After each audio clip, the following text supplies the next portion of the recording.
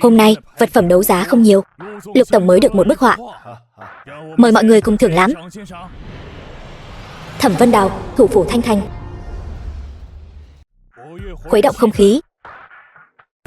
Nào, mời mọi người xem. Bức họa này không phải đồ cổ, cũng không phải xuất phát từ tay danh nhân. Nhưng trình độ bức họa này xét trong thời điểm hiện tại được coi là nhất phẩm rồi. Quả là bức họa tuyệt vời. Hơn nữa, phong cách kỳ lạ. Tôi chưa từng thấy bức quốc họa nào như vậy. Có trình độ này, sao có thể không phải danh gia. Bức họa này tôi trả 10 triệu, 20 triệu, 40 triệu. Xem ra mọi người đều là người sành sỏi. Vậy tôi trả 50 triệu. 50 triệu lần 1, 50 triệu lần 2. Vậy cảm ơn mọi người đã nhường bức họa này cho tôi.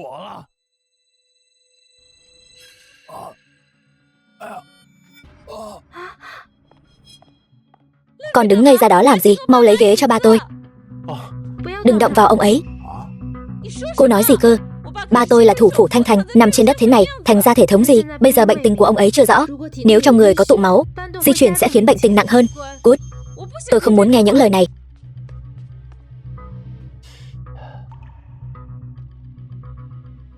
Vị tiểu thư này nói đúng, không được di chuyển.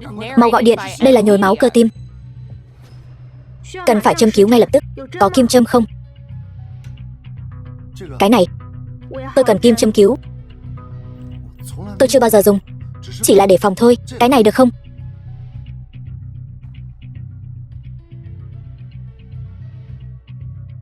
Cô làm gì vậy? Đương nhiên là cứu người. Liên quan đến tính mạng của lão nhân gia, không thể chậm trễ dù chỉ một chút. Tôi không thể để cô chạm vào ba tôi. Có thể cứu sống không? Tôi và gia phụ từng gặp bệnh nhân tương tự. Không vấn đề gì, nhưng phải cứu chữa kịp thời. Để Khanh Khanh thử xem. Cô ấy xuất thân từ một gia đình có truyền thống y học cổ truyền, y thuật cao minh. Có chứng chỉ hành nghề y không? Có thể chữa khỏi không? Cô muốn lấy mạng cha cô ra đánh cược sao?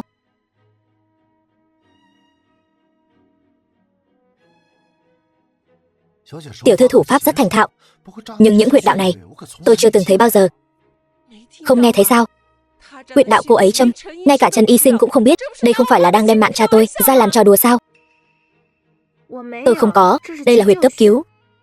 Vợ tôi cứu người, chưa từng nghĩ tới việc muốn một chút lợi lộc nào từ nhà họ Thẩm các người, càng không muốn bị chỉ trích vô cớ. Thẩm Nguyệt, cô quá đáng rồi. Quá đáng hay không? Phải đợi cha tôi tỉnh lại mới biết được. Tỉnh rồi. Cha. Cha sao vậy? Ta không sao. Vừa rồi ta có ý thức. Vị cô nương vừa rồi châm cứu cho ta đâu rồi? Đa tạ Sở tiểu thư ra tay cứu giúp. Nếu không có cô, lần này e là tôi nguy rồi. Lão tiên sinh khách sáo rồi, chỉ là việc nhỏ thôi.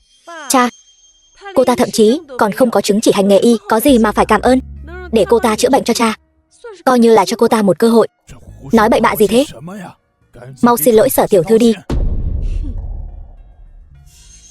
Số tiền này đủ tiền khám rồi chứ? Vợ tôi vẽ vài bức tranh thôi, cũng đã trị giá mấy chục triệu rồi. Chút tiền khám này sao có thể để vào mắt được? Tranh? Sở tiểu thư còn thích vẽ tranh sao? Thẩm bá phụ chắc còn chưa biết nhỉ.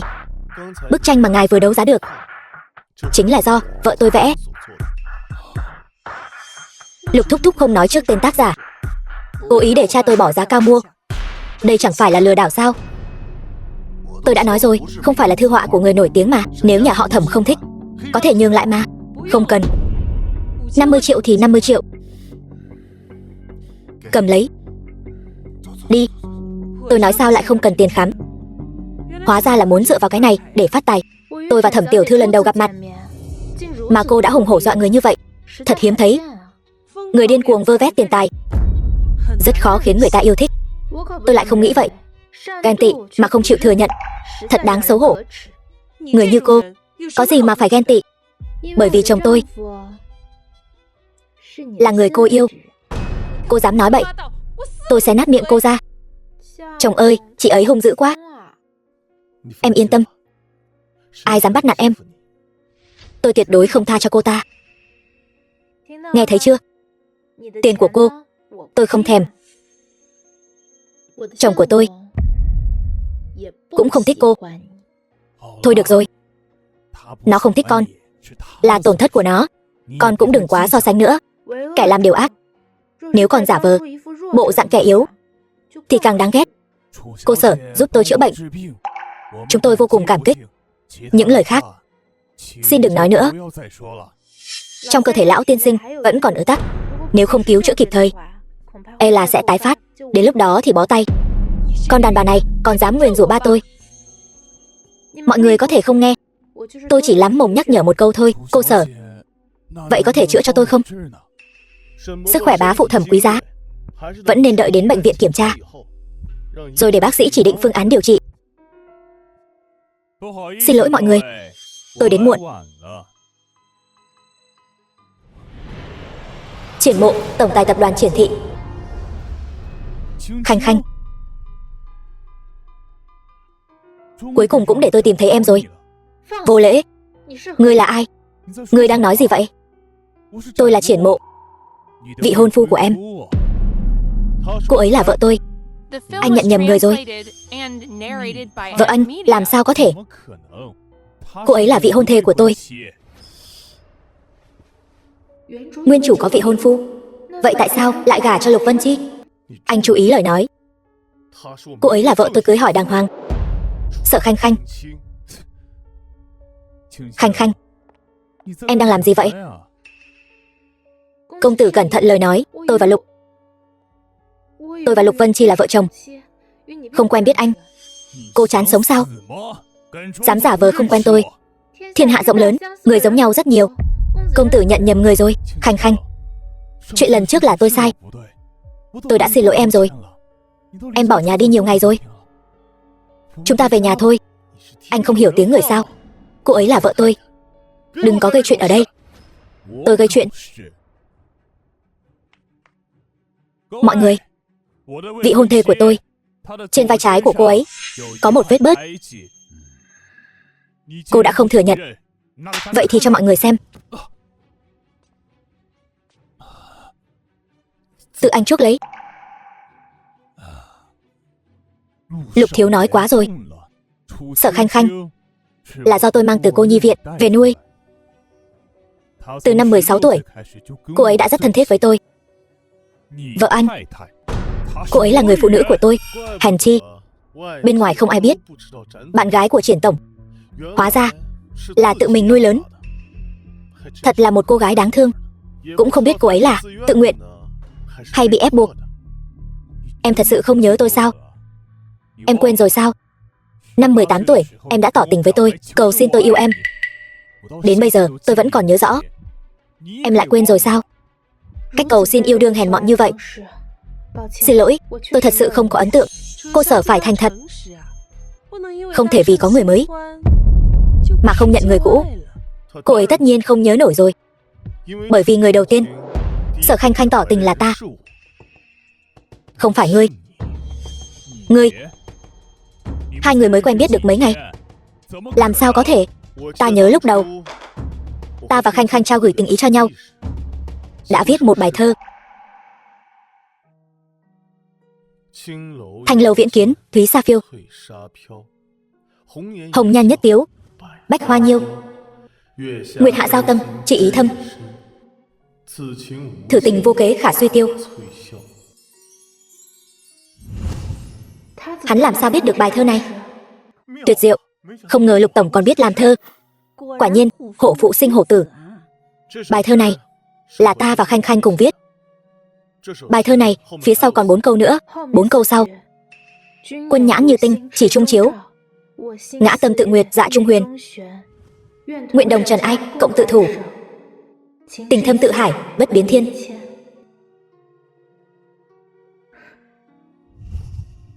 Vân Chi, là ngươi. Khanh Khanh, ta biết nàng hận ta. Ta sẽ giải thích với nàng tất cả chuyện này. Thật là mỉa mai. Ngươi ngoài mặt nói yêu ta, nhưng sau lưng lại ve vãn nam nhân khác.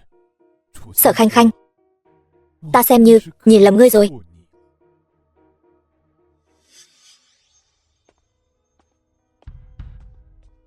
Cứ thế mà đi. Cũng không biết nữ nhân này có mị lực gì, khiến Triển đại tổng tài chúng ta mất lý trí đến vậy. Người bớt nói khái ta đi. Vậy ta muốn hỏi ngươi, Lục Vân Chi vì sao còn sống? Ngươi không nên cho ta một lời giải thích sao? Ta đến đây không phải để nói những chuyện này với ngươi, mà là có một tin quan trọng muốn nói cho ngươi biết. Cái gì? Sở Khanh Khanh, cô ấy mất trí nhớ rồi? Chắc chắn 100%. Bước tiếp theo nên làm gì? Ngươi tốt nhất nên sớm tính toán. Khó trách cô ấy đối với ta lạnh nhạt như vậy, hoàn toàn không giống như đang giả vờ. Chư vị, một màn kịch náo nhiệt khiến mọi người cười chê rồi. Để tỏ lòng xin lỗi, ta lấy ra một món đồ tốt. Đấu giá. Nào, mọi người xin xem. Đừng xem thường thanh đao này. Nó được làm từ hàn ngọc thời cổ đại, không chỉ vô cùng sắc bén, mà còn vĩnh viễn không bị gì. Nó đã nằm dưới đất mấy trăm năm. Có học giả nói đây là dụng cụ phòng thân, vật mà nữ tử thời xưa mang theo bên mình. Đây là tiểu ngọc đao, là tín vật đính ước ta tặng nàng. Người vậy mà vẫn còn nhớ.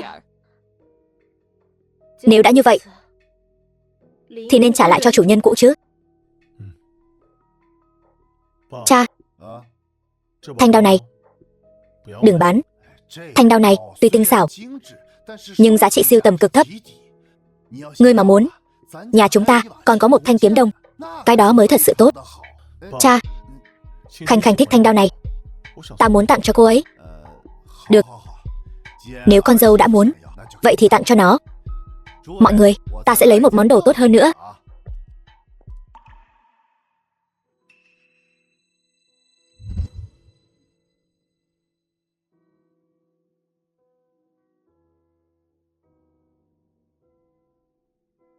Khanh Khanh, ngồi đi. Phu nhân, đây là tiểu ngọc đao ta tặng cho nàng.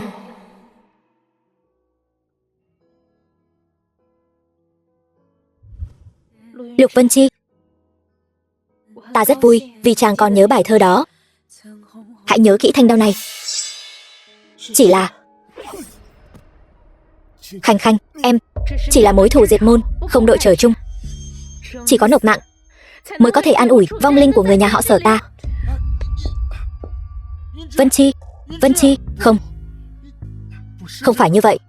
Sở Khanh Khanh, ngươi là đồ điên. Ngươi đã nói hại người thì đền mạng.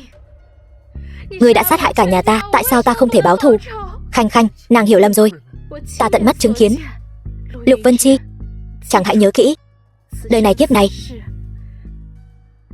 chúng ta không đội trời chung.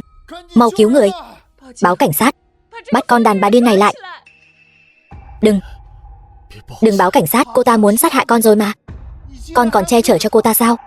Mau bắt con đàn bà này lại cho ta. Ai dám? Triển Mộ, đây là chuyện nhà họ Lục chúng tôi. Ngươi dám bao che cho hung thủ, chính là đối địch với nhà họ Lục chúng tôi. Con trai ngươi còn sống, nói gì mà hung thủ. Hơn nữa, đối địch với nhà họ Lục các ngươi cũng xứng sao? Đi. Vân Chi, Vân Chi, Vân Chi, mau cứu người. Vân Chi, Vân Chi.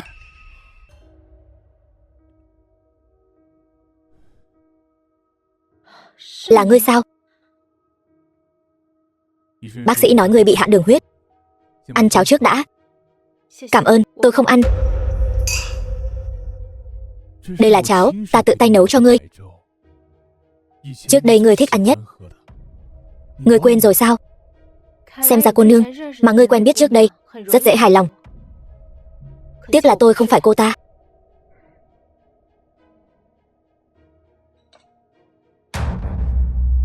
Nàng muốn đi đâu? Cảm ơn ngươi đã giúp ta. Ta nên đi rồi. Đi? Là đi đâu? Nàng vừa đâm Lục Vân Chi. Nàng nghĩ nhà họ Lục còn cần nàng sao?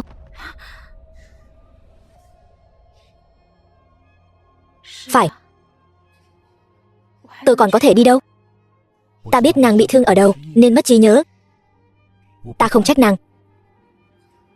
Không ngờ nàng mất trí nhớ, còn giúp ta đối phó với hắn. Ta rất cảm động. Nhưng nàng làm như vậy có phải quá lộ liễu không? Giúp gì? Xem ra hắn đã thật lòng với nàng. Nàng không yêu hắn, nàng muốn lấy mạng hắn. Tiếc là hắn sống dai quá. Hay là thế này, chúng ta là một cuộc giao dịch.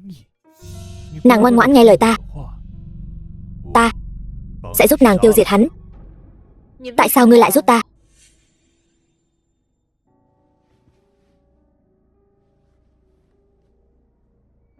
Bởi vì ta hận hắn. Ta sẽ khiến hắn sống không yên ổn, khiến hắn phải trả giá cho những gì hắn đã làm.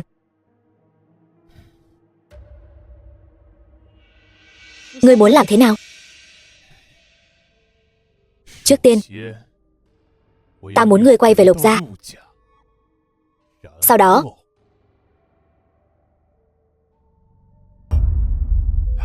tỉnh rồi. Vân Chi, đứa trẻ ngoan, con cảm thấy thế nào rồi? Bà nội, ba, con không sao. Đàn ông con trai đâu dễ mất mạng vậy. Câm miệng. Ba, Khanh Khanh đâu? Con còn nghĩ đến con đàn bà đó sao? Vợ của ngươi đã cùng Triển Mộ bỏ trốn rồi. Cái gì? Ta phải đi tìm cô ấy. Không được đi. Lão gia phu nhân, Sở phu nhân đã về rồi. Cô ta còn mặt mũi mà quay về sao? Đuổi cô ta đi. Lục gia chúng ta không hoan nghênh cô ta. Bà nội, bà hãy khuyên ba con đi. Hãy để con gặp Khanh Khanh. Đừng kích động. Ta cho nó vào, chẳng lẽ không được sao? Cho nó vào.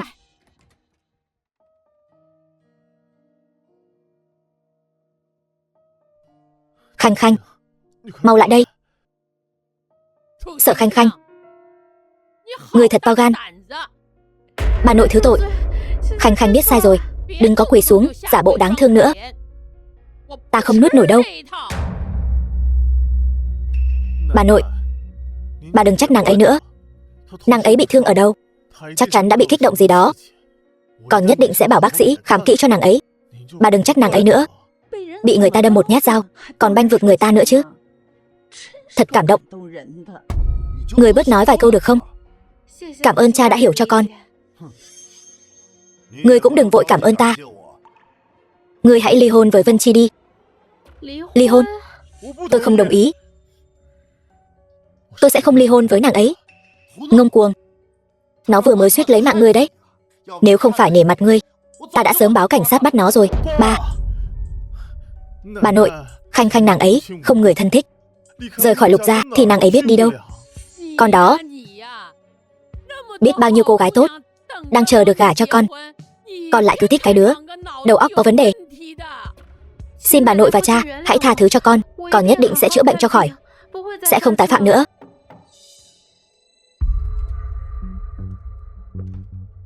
Vân Chi, chẳng thế nào rồi? Cảm ơn Thẩm tiểu thư quan tâm.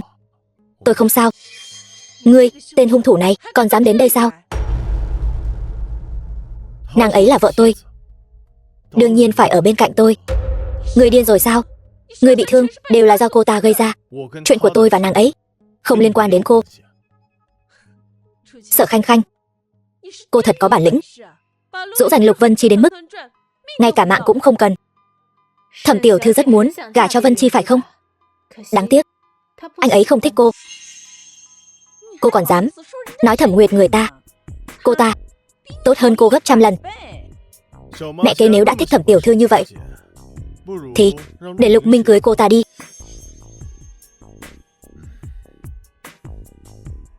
Tôi cũng muốn lắm, nhưng lão gia cũng phải đồng ý chứ.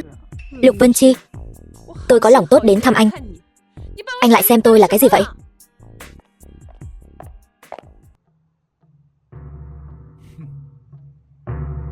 Nói chuyện chút đi. Tôi với anh không có gì để nói cả. Vậy nếu như tôi có thể giúp cô có được Lục Vân Chi thì sao?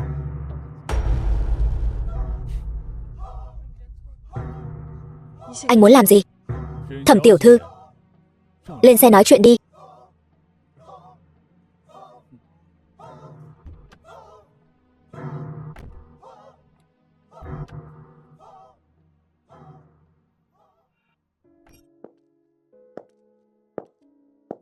Họ có làm khó cô không?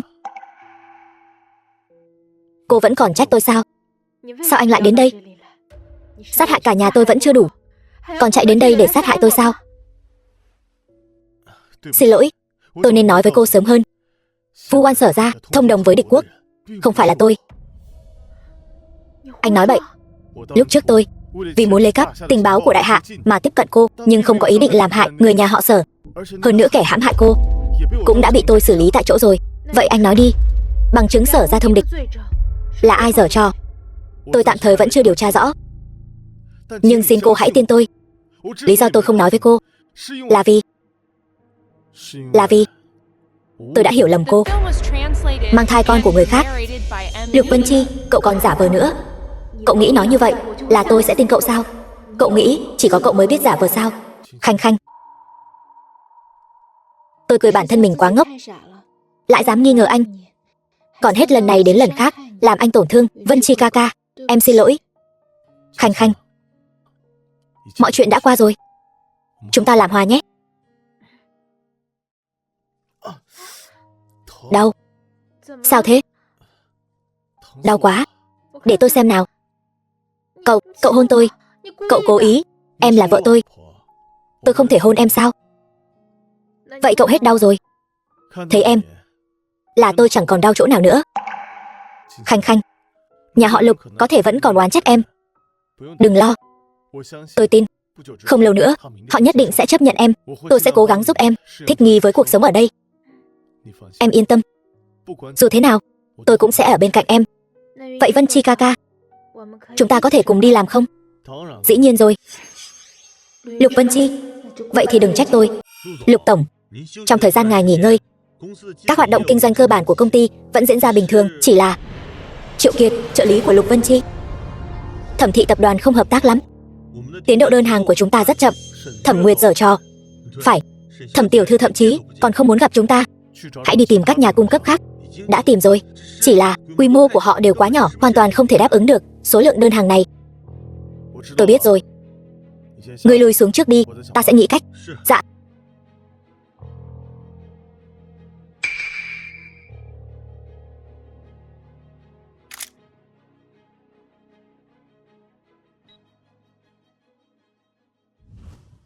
Ngươi chắc hắn muốn chuyển đến Giang Thành? Đúng vậy, và đã thương lượng xong xuôi rồi, còn bảo chất hàng lên xe vận chuyển. Ngươi làm rất tốt. Chẳng trách hắn nói thà nhìn hắn mất mạng còn hơn để hắn ngã xuống vũng bùn, sống không yên thân. Hắn, người này kết thù quá nhiều người muốn hắn nộp mạng. Ngươi làm rất tốt. Quay lại tiếp tục giúp ta theo dõi. Có chuyện gì thì quay lại báo cho ta.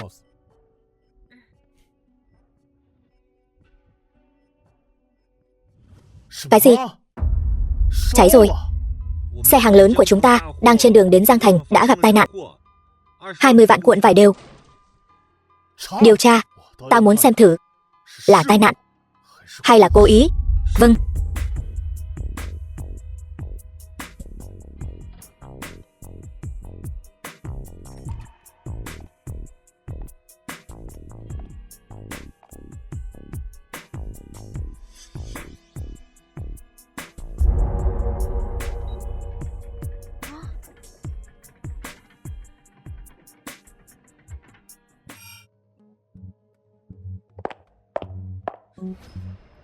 Hèn chi dạo này cứ gặp chuyện không may. Hóa ra đều là do ngươi làm. Sao hai người lại đến đây? Sợ Khanh khanh, con trai ta đối xử với người tốt như vậy, ngươi vẫn chưa hài lòng, còn muốn hại chúng ta. Chẳng trách dạo này Lục thị tập đoàn, các khách khắp nơi đều gặp vấn đề. Cứ tiếp tục như vậy, sớm muộn gì công ty cũng bị hủy hoại trong tay ngươi. Vân Chi còn nói hiện đang điều tra chuyện này. Ta thấy cuối cùng lại là một vụ việc mập mờ. Không phải đã tìm thấy rồi sao? Sao phải đợi lâu như vậy còn chưa mang tới tư liệu quan trọng như vậy? Là ngươi bảo cô ấy lấy? Đúng vậy. Tôi vội ra ngoài nên bảo cô ấy giúp tôi sắp xếp lại. Sao hai người lại đến đây? Ngươi lại vì người đàn bà này lấy lợi ích của cổ đông công ty bù đắp vào. Chuyện này nếu bị hội đồng quản trị phát hiện, hậu quả tự gánh chịu. chúng ta đi. Ngươi bị người đàn bà này mê hoặc rồi. Lục gia chúng ta sớm muộn gì cũng bại trong tay ngươi.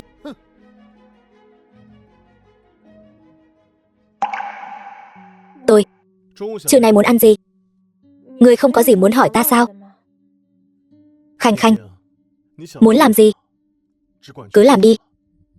Tôi chỉ muốn biết, trong lòng ngươi, ta và người nhà họ Lục, ngươi sẽ chọn ai?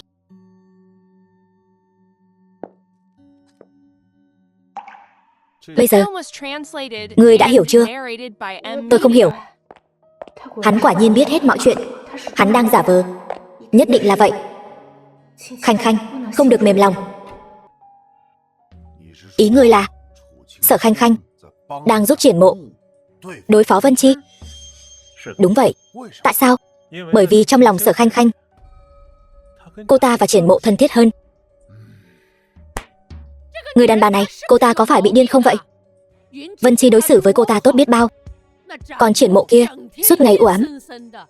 Vừa nhìn, đã biết không phải người tốt lành gì. Bà nội, chuyện tình cảm, khó nói trước được. Đều tại ta mù quáng. Sở Khanh Khanh kia, lần trước đâm cháu trai ta bị thương, ta còn chưa làm gì cô ta. Không ngờ, nàng ta lại độc ác như vậy. Chuyện này, cũng không thể chỉ trách Sở Khanh Khanh. Vân Chi mới là vấn đề lớn hơn. Lại làm sao nữa? Sở Khanh Khanh, có phải cô đã giao những tài liệu mật của công ty cho Triển Mộ không? Sao mọi người lại biết? Chị dâu, muốn người ta không biết, trừ phi mình đừng làm. Bằng chứng rõ ràng, cô muốn chối cũng không có cơ hội đâu. Những bằng chứng này từ đâu ra? Chắc người tự biết rõ trong lòng chứ. Vân Chi, con thật khiến ta thất vọng. Vì một người đàn bà mà lại không mang đến sự phát triển của cả gia tộc. Bây giờ con nói xem, phải xử lý cô ta thế nào? Cô ta không có cha mẹ, không nhà không cửa. Ta sẽ không bỏ mặc cô ấy đâu. Vân Chi, con cũng đừng quá tự cho mình là đúng. Cô ấy đã chọn Triển Mộ. Cô ấy sẽ không làm vậy đâu. Cho dù cô ấy chọn người khác, ta cũng không thể từ bỏ cô ấy. Nếu ta nhất định bắt con chọn giữa Sở Khanh Khanh và công ty thì sao? Tôi chọn Khanh Khanh. Được. Ngày mai triệu tập hội đồng quản trị, thay đổi tổng giám đốc. Có gì thì nói, đừng có lén lút như vậy. Tôi đưa tài liệu cho Triển Mộ. Anh không trách tôi sao? Trách nàng thì có ích gì? Tôi cũng không thể vì cái gọi là công ty đó mà để nàng buồn. Tại sao? Bởi vì nàng là thê tử của ta, người quan trọng nhất đời ta.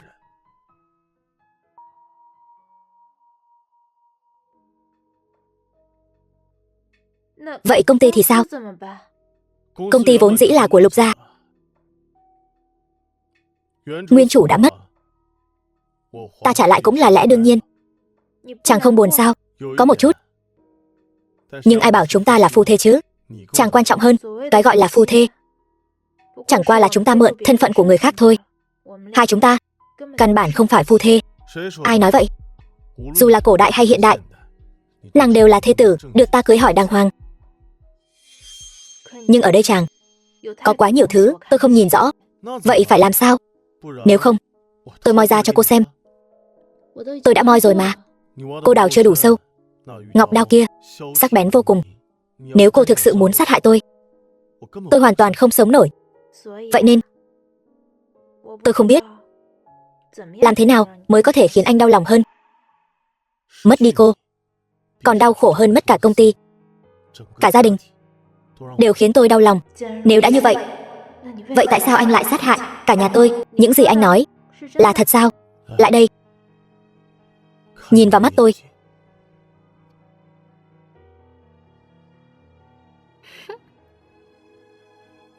Anh muốn con dấu của Lục gia để làm gì?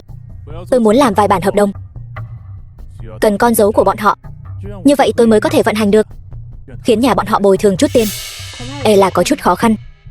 Nhà họ Lục đã nghi ngờ tôi rồi, sẽ không để tôi tới gần đâu.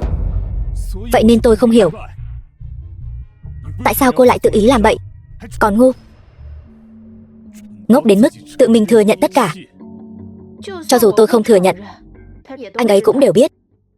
Anh ấy biết tất cả, nhưng không trách tôi. Tại sao? Anh ta có âm mưu gì?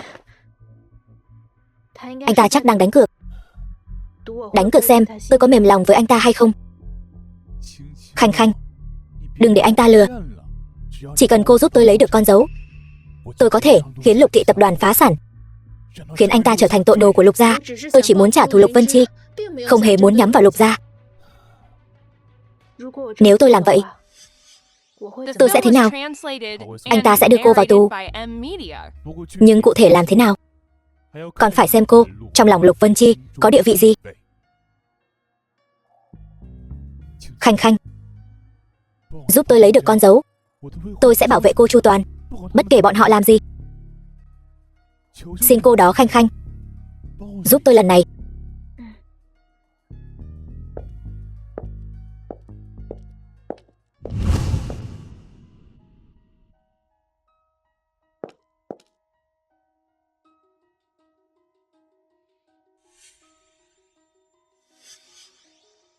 Chẳng lẽ con dấu được giấu trong này?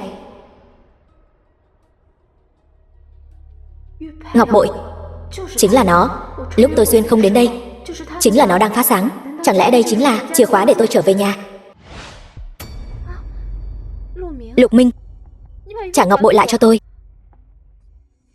Sở Khanh Khanh, cô nhớ kỹ cho tôi. Sau này, văn phòng này là của tôi. Tất cả mọi thứ ở đây không còn bất kỳ quan hệ nào với anh trai tôi nữa. Ý anh là gì? Công ty triệu tập hội đồng quản trị, chính thức đã anh trai tôi ra khỏi ban quản lý. Từ nay về sau, Lục thị tập đoàn này là thiên hạ của tôi, Lục Minh. Vậy Vân Chi thì sao? Vân Chi ở đâu? Điều này tôi không rõ. Ngoài ra, ngọc bội là tín vật gia chủ của Lục gia chúng tôi. Cô không xứng đáng có được nó.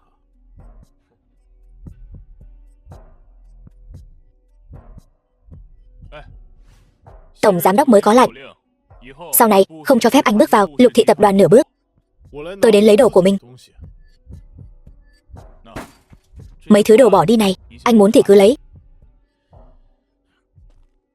Xin lỗi, tôi dẫm phải rồi. Láo xược. Lục Vân Chi ít ra cũng là thiếu gia Lục gia. Người dám sỉ nhục hắn như vậy, đáng đánh. Nữ nhân thối tha, trước đây nể mặt Lục Vân Chi, không chấp nhặt với ngươi, dám đánh ta. Đánh hay lắm.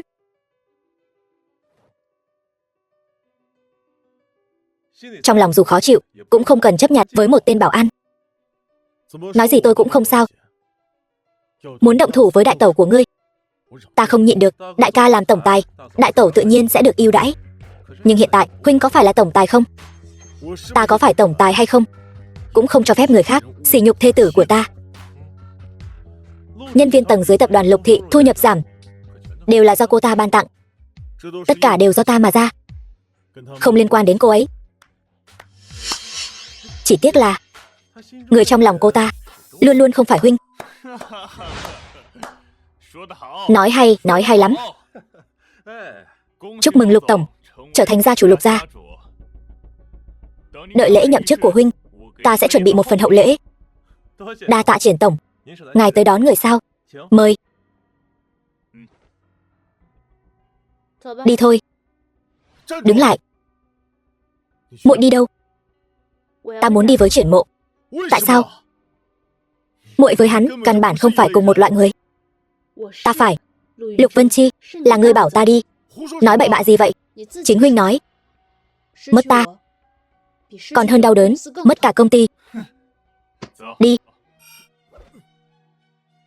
Chúng ta nói chuyện, trừ khi ly hôn. Từ nay về sau, ngươi và ta không cần gặp lại. Sở Khanh Khanh, thế nào? Ta đã nói với muội, trừ ta ra, không thể tin tưởng bất kỳ ai. Ngoài ta ra, không ai thật lòng thật dạ tốt với muội. Vậy sao? Ta từng tin tưởng huynh.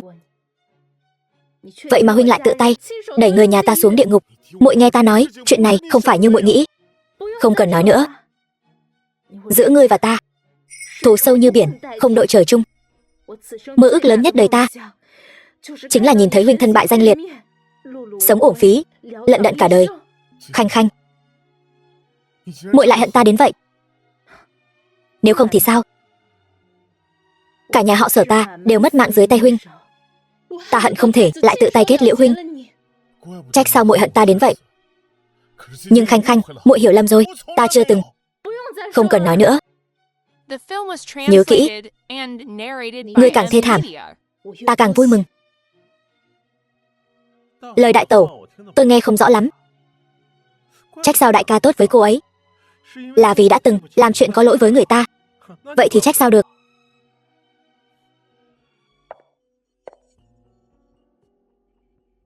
Vân Chi, đi theo ta đi. Không cần, cảm ơn.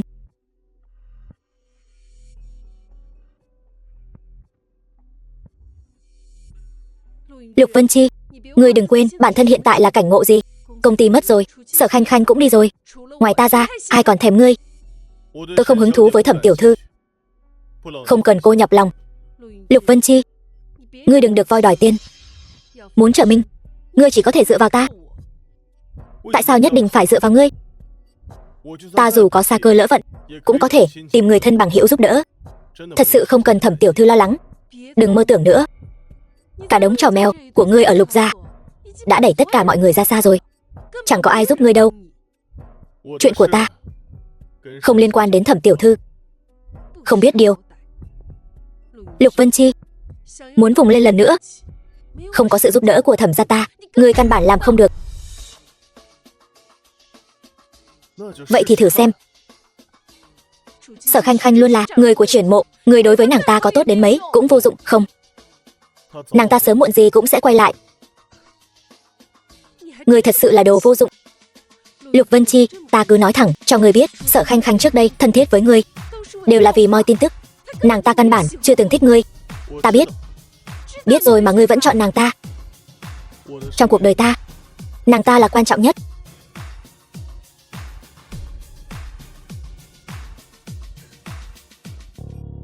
Cạn ly. Rất cảm ơn Triển tổng, khoảng thời gian này đã giúp đỡ tôi. Nếu Lục Vân Chi đã bị trừng phạt rồi, sự hợp tác giữa ngươi và ta đến đây là kết thúc. Khoan đã, người rốt cuộc là ai? Nói ngươi cũng không hiểu. Tóm lại, ta không phải là vị hôn thê của ngươi. Đúng vậy. Ở triển lãm biết được, tranh của ngươi, còn cả y thuật đều rất cao siêu.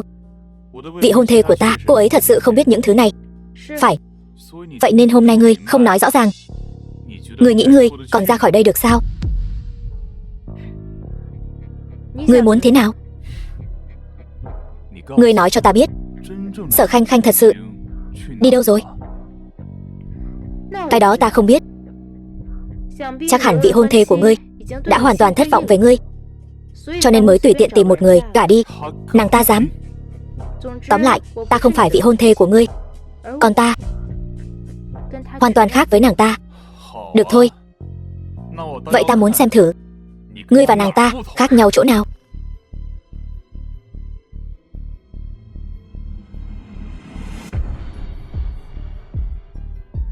Ngươi lại mắc chứng bất lực còn nói ngươi không phải nàng ta. Nếu lúc này ta có sức, ngươi e là cả cánh tay cũng bị phế rồi. Ngươi đã dùng cách gì? Đương nhiên là thuật điểm huyệt. Triển Mộ, ngươi thật độc ác. Bản thân bất lực, còn trói vị hôn thê bên cạnh giày vò. Thật là cầm thú. Nếu ngươi dám nói ra ngoài, ta lấy mạng ngươi. Ta là y giả, không tiết lộ bệnh tình là y đạo.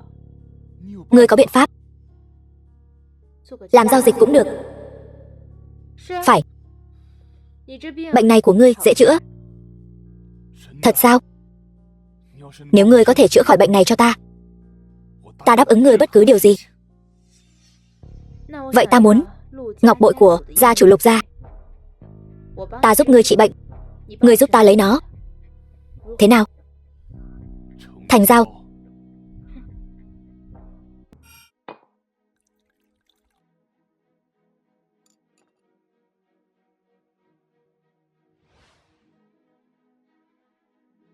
Sao ngươi lại tới đây?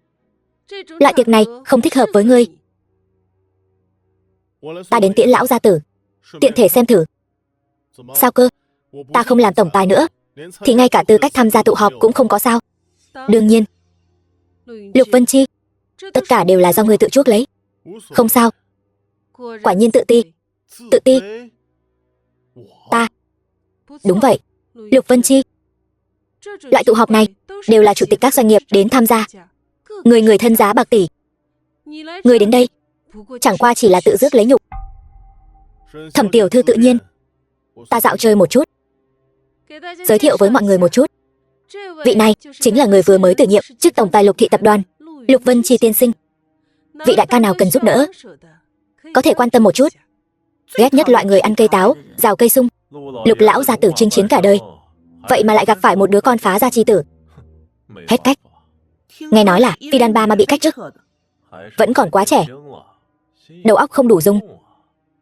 Mọi người đừng để ý, hắn ta bây giờ đã không còn là tổng tài nữa rồi, chỉ có thể như con cóc ghẻ tham gia một số buổi tụ họp để bám víu thôi.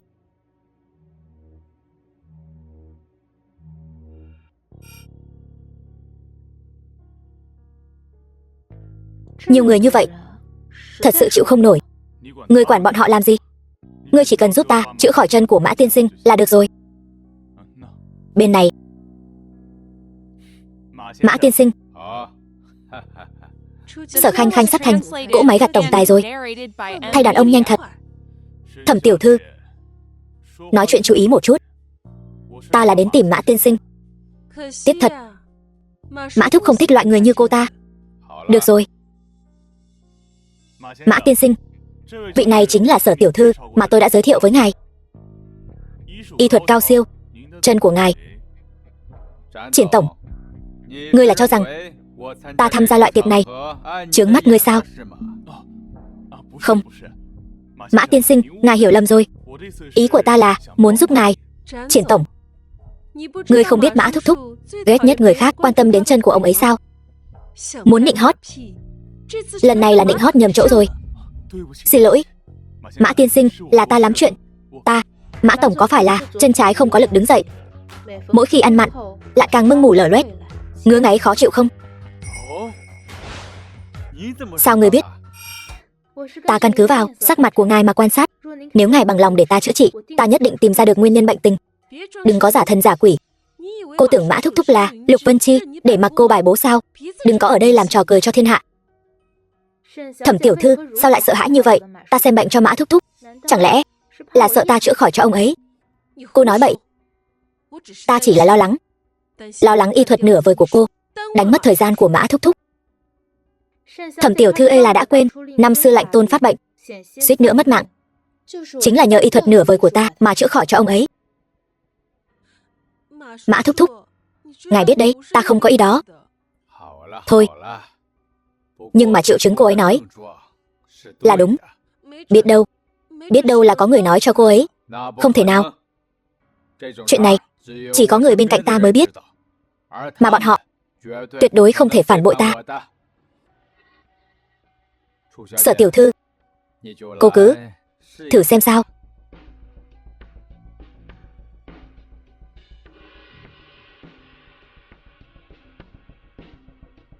Cô bé này hình như đã gặp ở đâu rồi. Bệnh của Mã tổng chữa khỏi được không? Bệnh của Mã tổng tuy kỳ quái, nhưng cũng không phải không chữa được. Chỉ cần tìm đúng phương pháp, ngài nhất định có thể đứng dậy được. Sở tiểu thư, nói hơi sớm rồi đấy.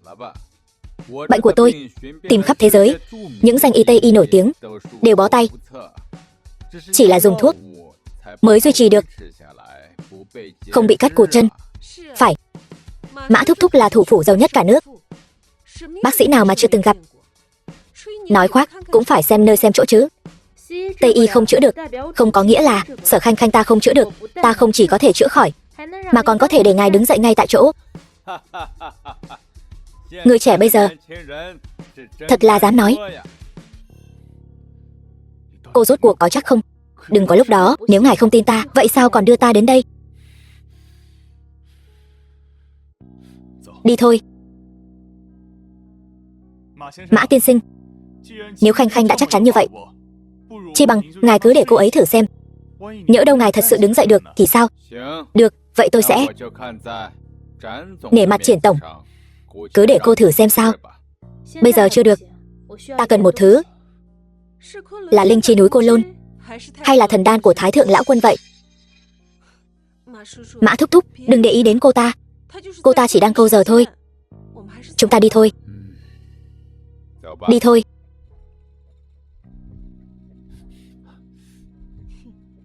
Xin dừng bước. Cần gì? Cô mau nói đi. Một miếng thịt tươi còn dính máu. Cái gì? Sở Khanh Khanh, cô điên rồi. Cô muốn thứ đó làm gì? Ngươi định biểu diễn nấu ăn cho chúng ta xem sao? Ta chưa từng nghe nói dùng thịt để chữa bệnh. Cô rốt cuộc muốn làm gì? Nếu người tin ta thì mau đi lấy đi. Ta tự có cách dùng của ta. Ta đã biết. Lần trước chữa khỏi cho cha ta chỉ là ngươi may mắn thôi. Bây giờ lại muốn dùng chiêu cũ sao? Biết sớm Thẩm tiểu thư vong ân bội nghĩa như vậy, ta lúc đầu đã không nên ra tay cứu giúp. Thôi, chuyện này Sở tiểu thư hãy dừng lại ở đây đi. Người trẻ vẫn là không nên giở trò bịp bợm. Nếu là con gái ta càng hy vọng nó đi đường ngay lối chính. Đi. Sở Khanh Khanh, cô đã hứa với tôi rồi là anh không cho tôi cơ hội, còn trách được tôi sao? Ngươi... Mã Tổng, Vân Chi, anh cầm cái gì vậy? Thịt tươi còn máu. Khanh Khanh, thứ cô cần tôi đã lấy đến rồi. Mới lấy sao? Phải. Hãy bảo phục vụ chuẩn bị một lò than.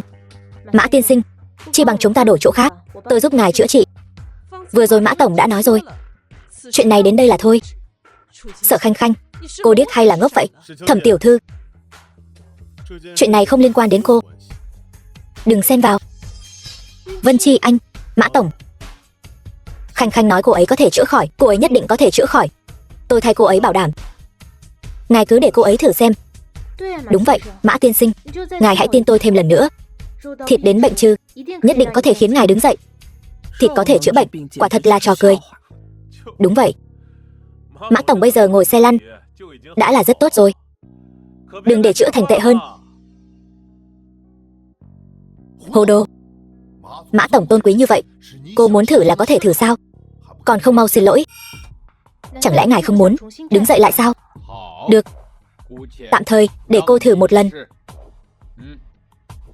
Mã Tổng, mời bên này.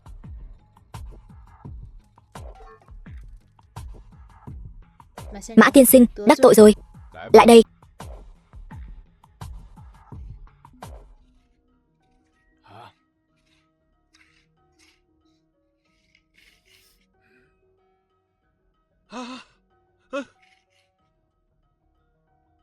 Đây là cái gì? Đây là cổ trùng, cần thịt tươi dính máu mới có thể dẫn ra. Chính là do lũ trùng này tác quái mới khiến chân ngài trở thành tàn phế. Mã tiên sinh, ngài có thể nghĩ lại xem, gần đây có gặp người nào kỳ lạ hoặc làm việc gì kỳ lạ không? Không có.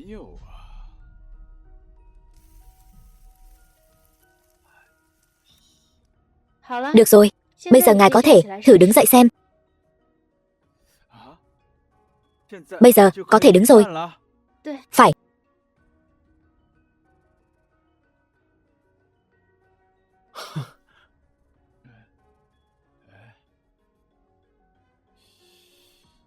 Cô ấy lại còn hiểu cả vu cổ chi thuật. Mã Tổng liệt 1 năm, vậy mà đứng dậy được rồi. Tôi vậy mà đứng dậy được rồi.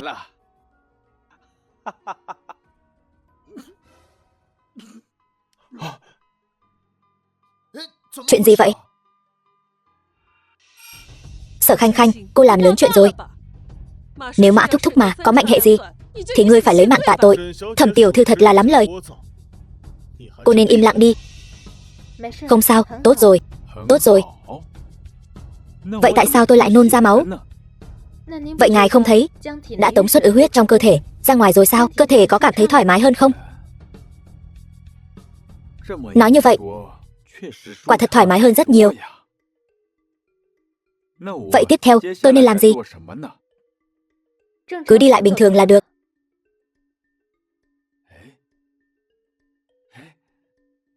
Sở đại phu quả là thần y. Buông tôi ra. Mã Tổng có thể đứng dậy được rồi. Đây là chuyện vui trời ban. Lục mỗ chưa kịp chuẩn bị lễ mừng Vừa hay có một bức tranh, ta mang đến cho ngươi xem thử. Được. Nào, ngài xem thử. Bức họa này nét bút phóng khoáng tú lệ, ý cảnh thâm sâu, quả là một tác phẩm thượng thừa. Đến bên kia, thưởng thức một chút. Hôm nay vất vả rồi. Nếu cô không thích những buổi tiệc thế này, tôi có thể sắp xếp người đưa cô về. Sở đại phu, cô cũng lại đây, thưởng lãm một chút. Ai nói tôi không thích? Tôi và Mã tiên sinh rất tâm đầu ý hợp. Tôi vẫn chưa trò chuyện đủ đâu.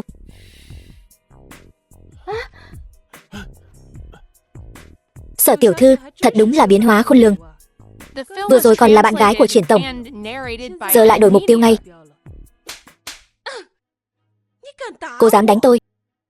Tin hay không bây giờ tôi sẽ tìm người tống cổ cô ra ngoài. Thẩm tiểu thư, cô hết lần này đến lần khác khiêu khích tôi. Vì đại cục, tôi nhẫn nhịn hết lần này đến lần khác. Cô thật sự nghĩ tôi sợ cô sao? Đó là do ngươi tự chuốc lấy. Thẩm tiểu thư, cô dù sao cũng xuất thân từ gia đình danh giá, vậy mà lúc nào cũng nhớ nhung chồng của người khác. Tôi đã từng cứu cha của cô. Cô lại đối xử với ân nhân của mình như vậy sao? Không sợ người khác chê cười sao? Cô nói lại lần nữa xem. Để cô chữa bệnh là phúc khí của cô đấy. Thẩm tiểu thư, cô vừa cố ý nháng chân cô ấy, bây giờ lại chỉ trích cô ấy. Là cho rằng Lục gia nhà tôi không có ai sao? Rõ ràng người bị đánh là tôi. Tại sao anh lại bênh vực cô ta? Bởi vì cô ấy là vợ tôi. Không cho phép bất cứ ai làm tổn thương cô ấy. Sở đại phu, đây là con dâu tôi. Vậy sao cô ấy lại đi cùng Triển tổng? Là thế này, tôi và cô ấy từ nhỏ đã là thanh mai trúc mã. Nói ra thì dài lắm. Hai đứa nhỏ giận dỗi nhau thôi, luôn tìm cách khiến đối phương ghen. Có lẽ đây chính là tình thú của người trẻ tuổi. Chúng ta già rồi. Đúng. Thẩm Nguyệt, tha thứ cho người ta khi có thể mà. Thôi bỏ đi. Nếu không phải Mã thúc thúc xin tha cho cô, tôi tuyệt đối không tha cho cô đâu. Thẩm Nguyệt, đủ rồi. Sở đại phu không những là ân nhân cứu mạng của Thẩm gia, mà còn chữa khỏi chân cho tôi. Sao cô có thể nói chuyện với Sở đại phu như vậy? Mã thúc thúc, được rồi. Sau này Sở đại phu chính là ân nhân của tôi. Ai mà dám gây khó dễ cho Sở đại phu thì chính là đối địch với Mã thị tập đoàn chúng tôi. Lại đây. Sở Khanh Khanh, quả nhiên tôi đã không nhìn lầm cô.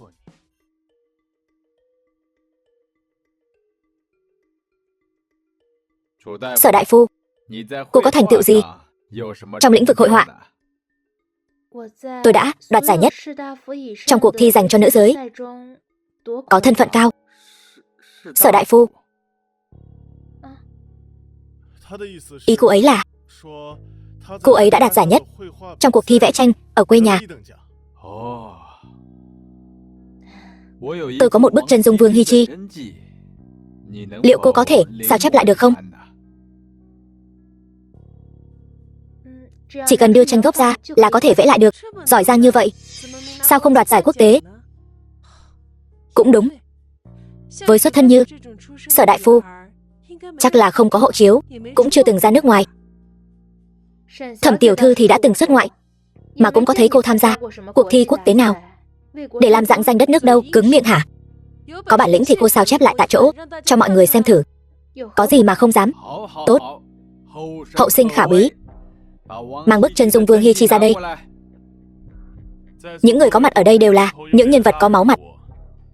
Đừng để mọi người ở đây thất vọng. Đương nhiên.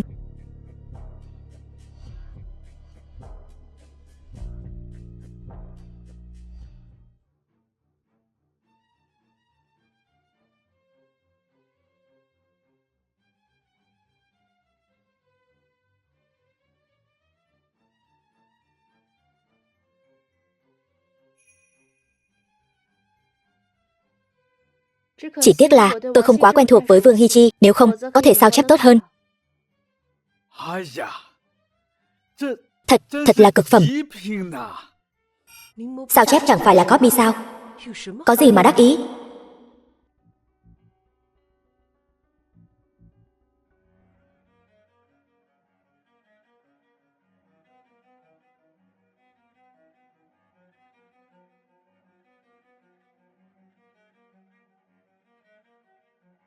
Quả nhiên là thiên kim thẩm gia.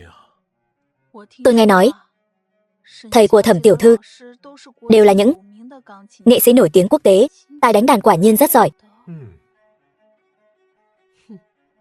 Sở Khanh Khanh, trình cello của tôi đã đạt đến đẳng cấp của nghệ sĩ biểu diễn. Cô lấy gì ra mà so với tôi? Thiên kim thẩm gia này cũng không phải là hoàn toàn vô dụng.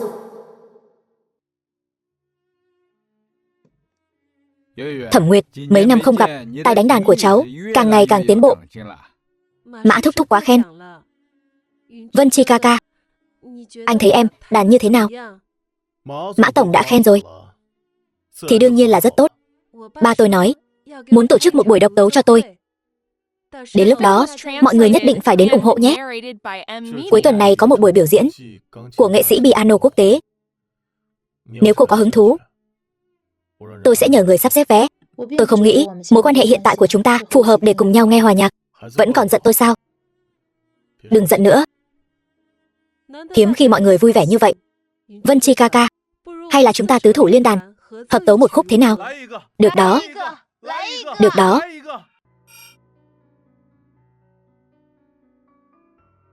Trong quá trình hợp tác, hai người cần phải phối hợp ăn ý, đồng thời diễn tấu một bản nhạc.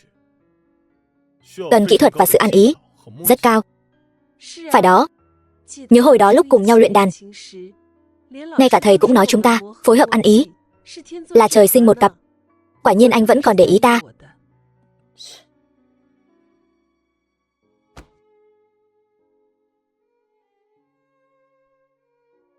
Hay thì hay đấy, nhưng mà để hợp tấu, ta cũng chỉ hợp tấu với phu nhân của ta thôi. Sở đại phu cũng biết chơi cello. Hay là cùng Lục công tử hợp tấu một khúc? Xin lỗi, tôi không biết. Không biết. Là phu nhân của Vân Chi ca ca, sao lại không biết được chứ? Cũng đúng. Những cô gái xuất thân như Sở đại phu chắc còn chưa từng chạm vào cello. E rằng ngay cả nhạc lý cơ bản cũng không biết. Nhưng mà Sở đại phu, tôi có thể làm thầy của cô, dạy cô. Thẩm Nguyệt, cô nói vậy là thiển cận rồi. Ai cũng có ưu điểm và khuyết điểm riêng. Sở đại phu đã đạt đến đỉnh cao trong hội họa và y thuật rồi. Còn về đàn, không biết cũng chẳng sao. Khanh Khanh nhà tôi đúng là không biết đàn dương cầm. Cô ấy học cổ cầm. Vân Chi, chàng không cần phải bênh vực cô ấy như vậy đâu. Dù sao ở đây cũng không có cổ cầm, ai nói không có. Lục tổng, cây cổ cầm ngài cần đây rồi. Vân Chi, khi nào thì con lại lút học đàn vậy? Khanh Khanh thích văn hóa truyền thống, nên lúc đó ta sẵn tiện cũng học cùng cô ấy. Đàn đã được lên dây rồi, theo kiểu dáng mà cô thích trước đây. Hiếm khi thấy Vân Chi có lòng như vậy. Hay là hai người hợp tấu một khúc thế nào? Sao lại giống đến vậy chứ? Lục Vân Chi, chàng rõ ràng biết ta hận chàng thấu xương, tại sao cứ mãi lay động lòng ta? Sao cô lại nhìn tôi như vậy? Sợ mất mặt, không dám đàn chứ gì? Con dân đại hạ chưa bao giờ chịu thua. Cô dám không? Có gì mà không dám?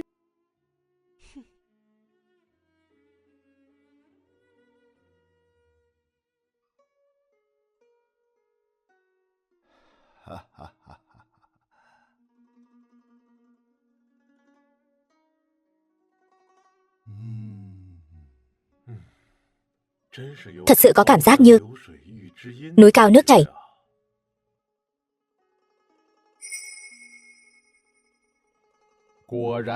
Quả nhiên là tình thâm nghĩa thiết. Lục tổng, ngài thật may mắn. Đâu có.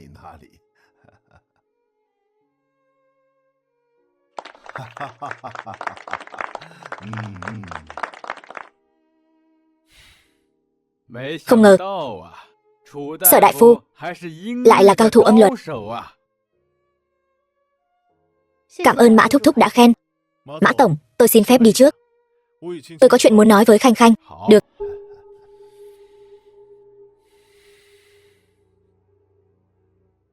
Lời đề nghị lần trước của anh còn tính không? Dĩ nhiên. Ta đã dày công mưu tính, tuyệt đối không thể để Lục gia chiếm được tiện nghi. Có gì thì nói nhanh lên, Sở tiểu thư. Chơi cũng đã đủ rồi. Về nhà với ta. Đây là làm gì? Ngươi không thấy sao? Phu thê ở đây đều như vậy. Ta nói lại lần nữa, ta không chấp nhận. Được, ta sẽ đợi đến khi ngươi chấp nhận ta. Ta có chuyện muốn hỏi ngươi. Ngươi có biết cách trở về không? Ngươi muốn trở về? Ký ức cuối cùng của ta về Sở gia là bị hoàng đế hạ lệnh xử tử, tùy ý vứt xác nơi bãi tha ma. Ta muốn trở về, an táng bọn họ cho tử tế. Cũng muốn báo thù cho người thân. Ta không thể tự ý buông tha cho bọn chúng. Ta đã ngầm sai người an táng họ, mỗi người một bia, chôn cất ở sườn núi phía bắc Thượng Kinh.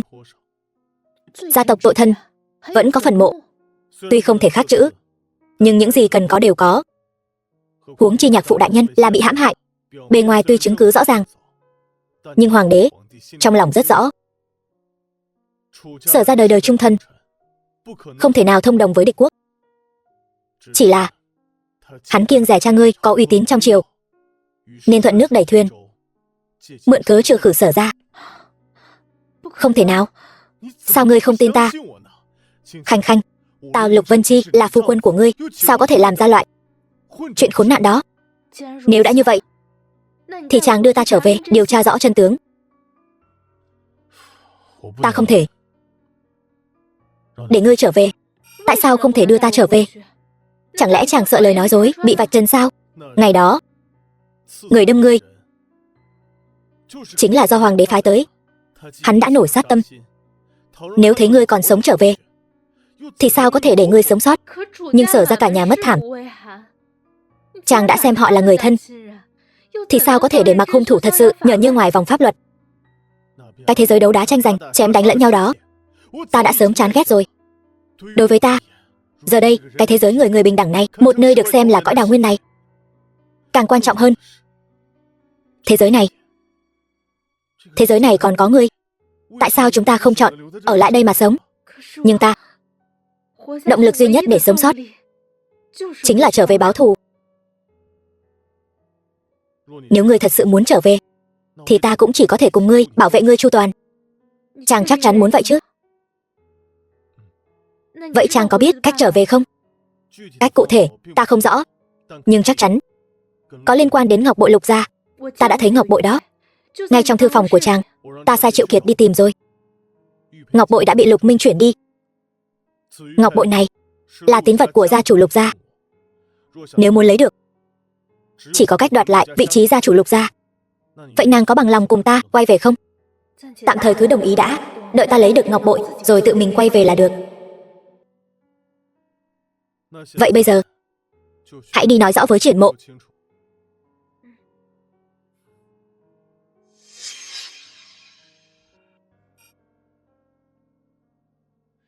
Khanh khanh, Triển tổng, cô ấy là thê tử của ta.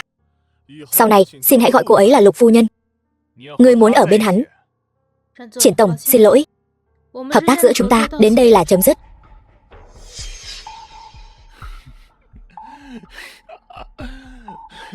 Nếu ngươi biết thê tử của ngươi và ta đã làm những gì trước đây, ngươi còn yêu cô ấy như bây giờ không? Ngươi có ý gì?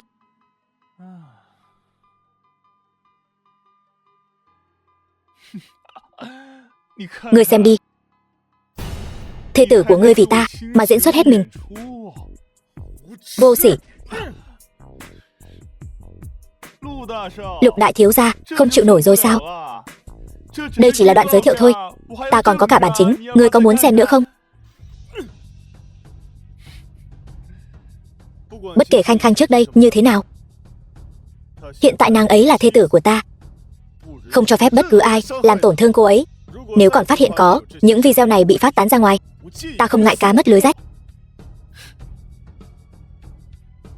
Tuy hắn biết đây thực chất là video của nguyên chủ, nhưng hắn bảo vệ ta là thật. Chẳng lẽ ta thật sự đã trách lầm hắn? Khanh khanh đừng sợ, ta sẽ xử lý tốt chuyện này, sẽ không gây phiền phức cho nàng, tin ta đi. Thuốc ta kê cho ngươi, uống thêm 3 ngày là khỏi rồi. Hợp tác giữa chúng ta đến đây là chấm dứt. Ngươi nói gì? Triển tổng đã làm gì? Ta không cần phải nói rõ ràng chứ. Ngươi nói gì? Hợp tác? Chuyện Triển tổng làm không cần ta nói rõ. Ta nói hợp tác đã là nể mặt ngươi lắm rồi.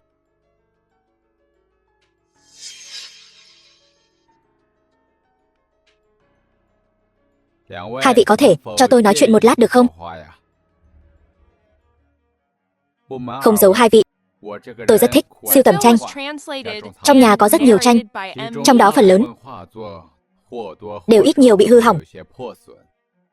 Hai vị có trình độ hội họa rất cao, không biết có hứng thú giúp tôi phục chế chúng không? Phục chế tranh cổ, bộ sưu tập của Mã Thúc Thúc đều là những bức tranh hàng đầu. Tôi không giúp được nhiều đâu, nhưng mà Khanh Khanh, tôi cũng không có thời gian. Chuyện công ty để tôi lo. Mã Thúc Thúc khó khăn lắm mới mở lời. Nhất định phải giúp việc này. Sở tiểu thư đang lo lắng chuyện Lục Vân Chi rời khỏi công ty, phải không? Cô yên tâm, chuyện này tôi sẽ xử lý. Người tôi nhìn chúng sẽ không phát triển quá tệ. Cảm ơn Mã Thúc Thúc. Sau này ngài cứ gọi tôi là Khanh Khanh là được. Khanh Khanh, vợ ta cũng thích tranh cổ. Cô có thể đi cùng cô ấy, để cô ấy cũng học hỏi một chút. Dì Trần là bậc thầy chuyên gia phục chế di tích cổ đấy. Khanh Khanh thật may mắn khi được học hỏi từ cô ấy. Sao tự nhiên thấy lòng chua xót thế này? Tôi mang đến cho bà một cô bé chuyên để sửa tranh cho bà đấy. Khanh Khanh, cháu đừng bận tâm nhé. Từ 18 năm trước, sau khi con gái tôi bị hại, bà ấy đã trở nên như vậy rồi. Nếu không phải mải mê với việc sửa tranh, tôi e rằng tinh thần bà ấy không chịu nổi.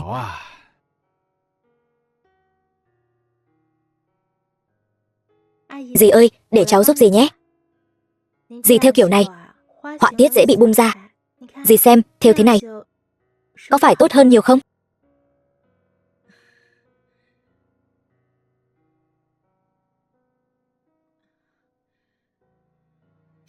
Đúng là cô bé khéo tay. Cảm ơn dì. Bảo bối. Đây không phải bảo bối của chúng ta. Đây là Khanh Khanh, con dâu nhà Lục. Khanh Khanh, đừng bận tâm quá nhé. Không biết tại sao, nhìn thấy gì lại thấy lòng chua xót. Rất thân thiết. Ngồi xuống nói chuyện nào. Khanh Khanh, dì ơi, cháu có ba mẹ không? Dạ có. Cháu có cha mẹ, chỉ là họ đều vì một tai nạn mà qua đời rồi. Đứa trẻ không có cha mẹ, thật đáng thương. Mã Thúc Thúc, đây là phòng của ai vậy? Đây là phòng của con gái tôi. Tôi làm ăn nên đắc tội không ít người. Năm con gái tôi 2 tuổi, nó đã bị người ta lén bắt cóc, rồi ôm nó nhảy xuống sông. Nhảy xuống sông. Phu nhân tận mắt chứng kiến, đầu óc bị kích thích. Từ đó về sau, bà ấy cứ mê man. Sau này tôi phát hiện ra, bà ấy thích sưu tầm đồ cổ, sửa chữa đồ vật, những thứ đại loại như vậy, nên tôi đã cố ý sưu tầm cho bà ấy. Thúc Thúc thật vất vả rồi. Bây giờ tuy giàu có tự do,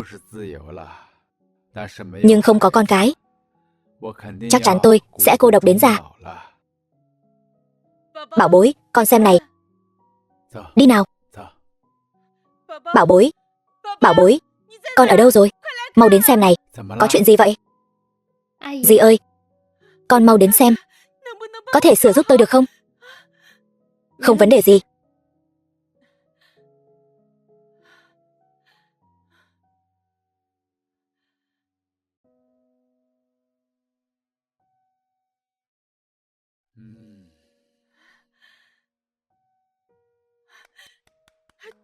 Tốt quá bảo bối, con giỏi quá.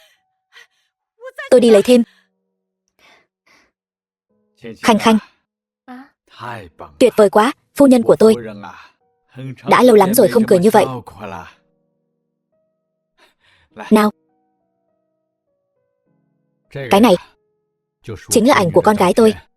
Tôi sợ bà ấy nhìn thấy nên đã lén giấu đi.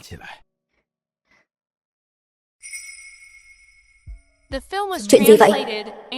Cô bé này trông giống tôi hồi nhỏ.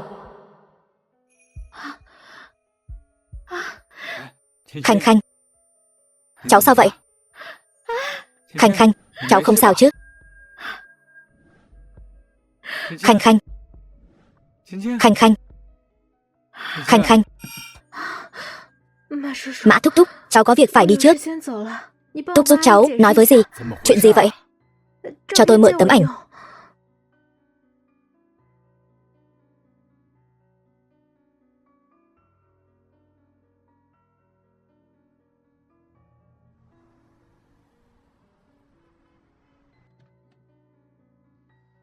Chào cô, là hành khách số đuôi 3456 gọi phải không?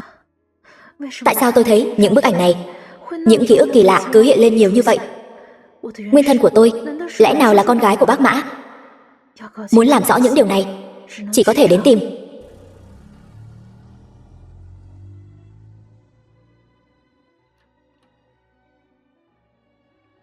Khanh Khanh, quả nhiên em vẫn không nỡ bỏ anh. Tổng giám đốc Triển hiểu lầm rồi. Tôi đến đây là muốn hỏi anh, có ảnh của tôi lúc nhỏ không? Ảnh của em lúc nhỏ. Tôi cứ tưởng em đã nghĩ thông rồi. Không có. Không có. Anh không phải 16 tuổi đã nhận nuôi tôi sao? Em không phải đã thề thốt nói với tôi em không phải là cô ấy sao? Tại sao lại muốn xin ảnh lúc nhỏ? Hơn nữa hôm qua em đã công khai từ chối tôi. Vậy nên mời em rời khỏi đây. Sau này đừng đến nữa. Vậy thì thôi, đến nơi khác. Đứng lại.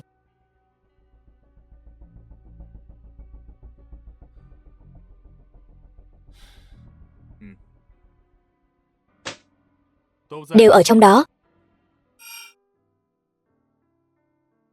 Khanh Khanh, Khanh Khanh, em làm gì ở đây vậy? Mau đứng dậy. Vân Chi, tôi nhớ ra rồi. Ký ức của Sở Khanh Khanh, tôi đã nhớ lại tất cả rồi. Nhớ ra thì nhớ ra rồi. Em khóc cái gì? Cô ấy thật đáng thương. Từ khi cô ấy có ký ức, đã được một cặp vợ chồng hiếm muộn nhận nuôi.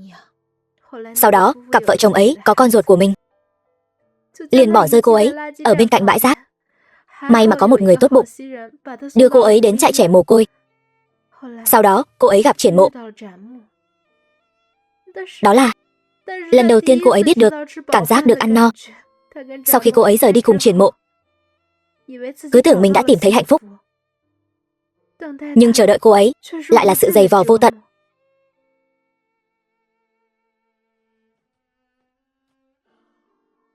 Thôi nào, không sao đâu, mọi chuyện đã qua rồi. Vân Chi, tôi nghi ngờ bác Mã chính là cha ruột của cô ấy, con gái của bác Mã Yểu Mạnh. Chuyện này lúc đó ồn ào lắm. Tôi chính là nhìn thấy ảnh lúc nhỏ của con gái bác Mã, trong đầu mới có thêm những ký ức này. Dì Trần sức khỏe không tốt, em không được nói bậy. Vậy nhận cha bằng máu. Bây giờ có một kỹ thuật gọi là xét nghiệm huyết thống. Chỉ cần lấy gen của bác Mã, xét nghiệm gen, so sánh với của em, là có thể biết được hai người có phải cha con hay không. Vậy khi nào chúng ta đi tìm ông ấy? Tôi lo liệu. Được. Nếu thật sự có duyên phận này, ta nhất định phải thay nguyên chủ hết lòng hiếu thảo. Chỉ là mối thù của nhà Sở. Giám định huyết thống, có phải mấy người nhầm lẫn rồi không? Nhưng con gái duy nhất của tôi đã... Chú Mã, năm đó con gái ông rơi xuống sông, đã cho người tìm kiếm thi thể. Tuy rằng dòng nước rất xiết, nhưng được người ta tìm thấy cứu sống cũng không phải là không thể.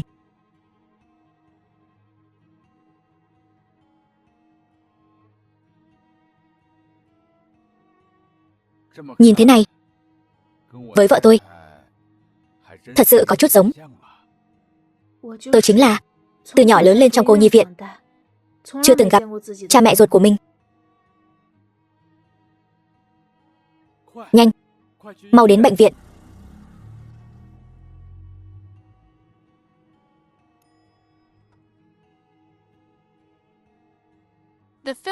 Mau tìm bác sĩ đi, nghĩ cách đi chứ. Thẩm Nguyệt. Chú Mã, tình hình thế nào rồi? Bố tôi là không ổn rồi. Tình hình thế nào rồi? Nhồi máu cơ tim, bác sĩ nói tim ông ấy bị tắc nghẽn quá nặng, dù có đặt stent cũng không được. Lần nhồi máu cơ tim trước, mấy người không đến kiểm tra sao? Không có. Bố tôi nói, cô Sở, hẳn là đã chữa khỏi rồi. Chỉ cần điều dưỡng cho tốt sẽ không tái phát nữa. Đã bảo phải điều trị kịp thời rồi. Tình trạng của ông ấy, hậu quả khó lường. Khanh Khanh, bá phụ Thẩm là bạn tốt nhiều năm của tôi. Hay là cháu xem cho ông ấy lần nữa. Chú, bệnh này của ông ấy rất nguy hiểm.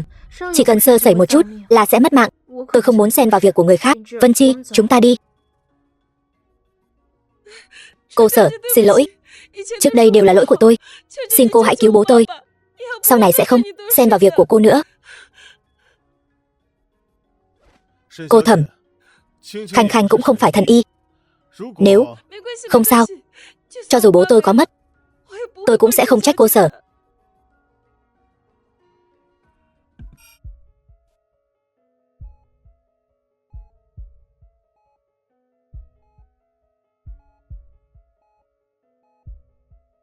Tôi cần một con dao nhỏ, cực kỳ sắc bén, gọi là dao mổ.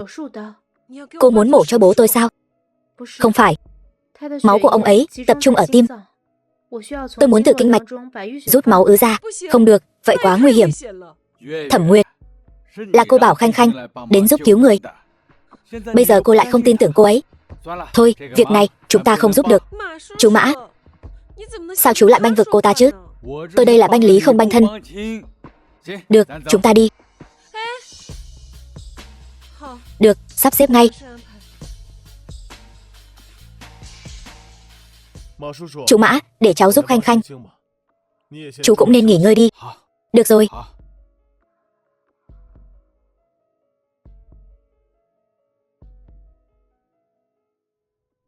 Chú Mã, chú mau xem đi. Cô ta không phải bác sĩ, sao có thể chữa bệnh được? Lần trước chẳng phải là Khanh Khanh chữa khỏi sao? Nhưng lỡ lần trước chỉ là trùng hợp thì sao? Cô đừng hoảng. Tôi cứ thấy bồn chồn lo lắng. Cô Thẩm, người muốn dao mổ làm gì? Có người nói cô ta có thể chữa bệnh cho cha ta. Ta liền để cô ta cho cha ta trích máu. Trích máu? Thẩm tổng hiện cực kỳ suy nhược. Vừa trích máu là tiêu đời. Cái gì? Vậy phải làm sao? Sở Khanh Khanh, đừng làm nữa, mau ra đây. Thẩm Nguyệt nổi điên gì vậy? Hiện tại Khanh Khanh đang chữa trị, cản trở cô ấy trị liệu, người chịu trách nhiệm không? Mau đi, người vẫn luôn coi tôi như con gái ruột, sao đột nhiên lại hung dữ thế? Con gái ruột của ta sắp sửa trở về rồi. Cái gì? Chẳng lẽ gì lại có thai? Chuyện này hiện tại vẫn chưa chắc chắn. Đợi vài ngày nữa, mọi chuyện rõ ràng, ta sẽ báo tin vui cho mọi người. Mọi người đều vào đi. Đi. Sở tiểu thư, nhờ có cô. Chỉ là việc nhỏ thôi, tôi lại kê cho ngài thêm vài thang thuốc. Uống xong, chắc là không còn vấn đề gì nữa. Được. Cảm ơn cô, Sở tiểu thư. Chúng tôi làm nghề y, có 10 loại người là không chữa. Trong đó một loại chính là không tin tưởng tôi. Lần này giúp Thẩm tổng hoàn toàn là bởi vì không thể khoanh tay đứng nhìn. Vâng. Bác sĩ, tốt nhất nên cho Thẩm tiên sinh làm một cuộc kiểm tra toàn thân, tránh để xảy ra vấn đề khác. Tiểu thư là bác sĩ ở bệnh viện nào vậy? Tôi không phải bác sĩ, chỉ tiện tay giúp đỡ thôi. Vậy mọi người cứ bận việc đi, chúng tôi đi trước. Đi.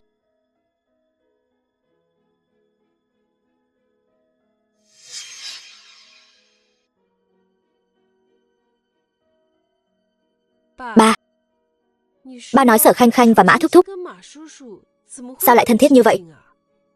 Chẳng lẽ lão Mã muốn nhận con gái nuôi? Sao có thể? Mã Thúc Thúc là người không tin tưởng bất kỳ ai, cho dù muốn nhận con gái nuôi, cũng sẽ xem xét đủ kiểu. Dù sao thì, Sở Khanh Khanh, có ơn với ta. Ngươi trước mặt người khác, đừng quá ngạo mạn. Để tôi tiếp quản Mã Thị. Chuyện này quá đột ngột. Đúng vậy, sản nghiệp của tôi không ở đây, đều ở Thượng Kinh, đều do Phùng Lỗi quản lý. Nếu hắn biết Khanh Khanh đã trở về, chắc chắn sẽ sinh tà tâm. Vậy nên, Yêu là muốn tôi đi kiềm chế hắn. Đúng. Nếu hắn chịu chấp nhận mọi chuyện thì tốt. Nếu không chấp nhận, chúng ta chỉ có thể dùng biện pháp mạnh. Mã thúc, mấy chuyện này đều là chuyện nhỏ. Chúng ta có thể chờ khi trừ khử triển mộ xong. Ngươi không biết thực lực của Phùng Lỗi đâu. Nếu hắn muốn động đến tôi cũng không phải đối thủ của hắn. Chúng ta chỉ có thể đánh úp bất ngờ, chế ngự hắn trước. Được. Là con rể của tôi, nhất định phải có dũng khí đối mặt với khó khăn. Nếu không, ngươi đừng hòng cưới con gái ta. Đau quá đi. Đau quá đi. Gần đây, bà có ăn gì không?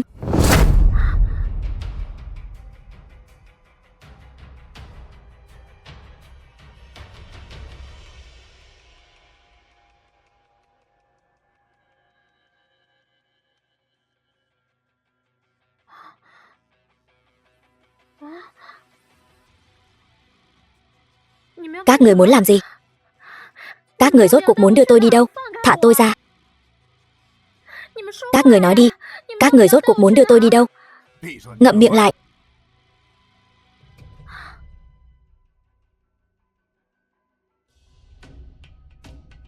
Bên Khanh Khanh, cứ yên tâm. Ta sẽ phái cao thủ bảo vệ nó.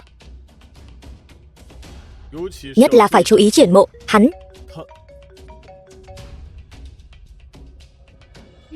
Vân Chi, không ổn rồi. Khanh Khanh bị Lục Minh đưa lên xe rồi. Cái gì?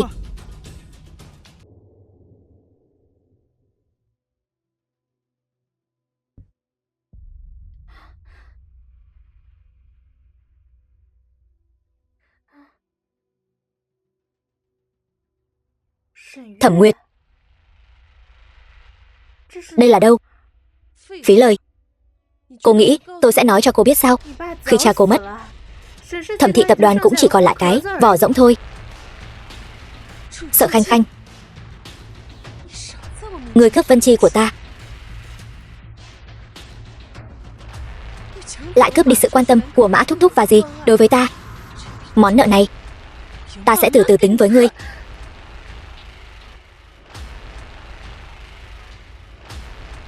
Thẩm đại tiểu thư, cô đã bao giờ nghĩ vừa xinh đẹp vừa xuất thân tốt, tại sao mọi người đều không thích cô chưa?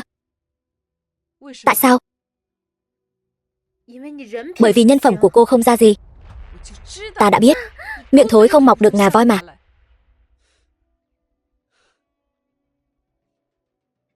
Người như cô, ở quê chúng tôi, là sẽ bị trời phạt đó. Yên tâm, sau khi cô trầu trời, tôi sẽ chôn cất cô như ân nhân. Người dám lấy mạng ta, Mã gia và Lục gia đều sẽ không bỏ qua cho người đâu. Cô cũng quá coi trọng bản thân mình rồi. Mã Huy đã nói rồi, hắn chỉ muốn mượn cô để lừa vợ hắn thôi. Tiếc là đã bị tôi vạch trần rồi. Lục Minh, anh lại cấu kết với người ngoài hãm hại tôi. Nếu anh trai anh biết được, sẽ không tha cho anh đâu. Vậy nên cô sẽ không có cơ hội gặp lại anh ấy nữa.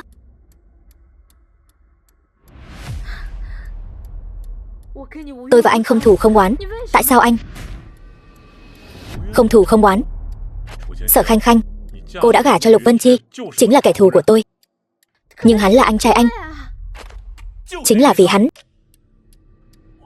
ở Lục gia chẳng ai quan tâm đến tôi, cũng chẳng ai coi trọng tôi. Cô biết không, tôi nhất định phải làm nên trò trống gì đó để cho những kẻ đó thấy chuyện đó thì liên quan gì đến tôi. Cô bám víu vào Mã gia, Lục Vân Chi mới có địa vị, sẽ đến cướp Lục thị tập đoàn của tôi. Tôi không cho phép chuyện như vậy xảy ra. Bám víu vào Mã gia. Nếu hắn thật sự vào được Mã thị tập đoàn, hắn sẽ giúp anh mà. Tôi không cần. Tôi nói cho cô biết, tôi có năng lực đưa Lục thị tập đoàn ngày càng lớn mạnh. Nói nhảm với cô ta làm gì? Sở Khanh Khanh, vai trò của cô hôm nay là con tin. Cô nghĩ trên thế giới này, người quan tâm đến cô nhất là ai? Lục Vân Chi. Nếu là hắn, vậy lúc trước tại sao cô lại muốn trừ khử hắn?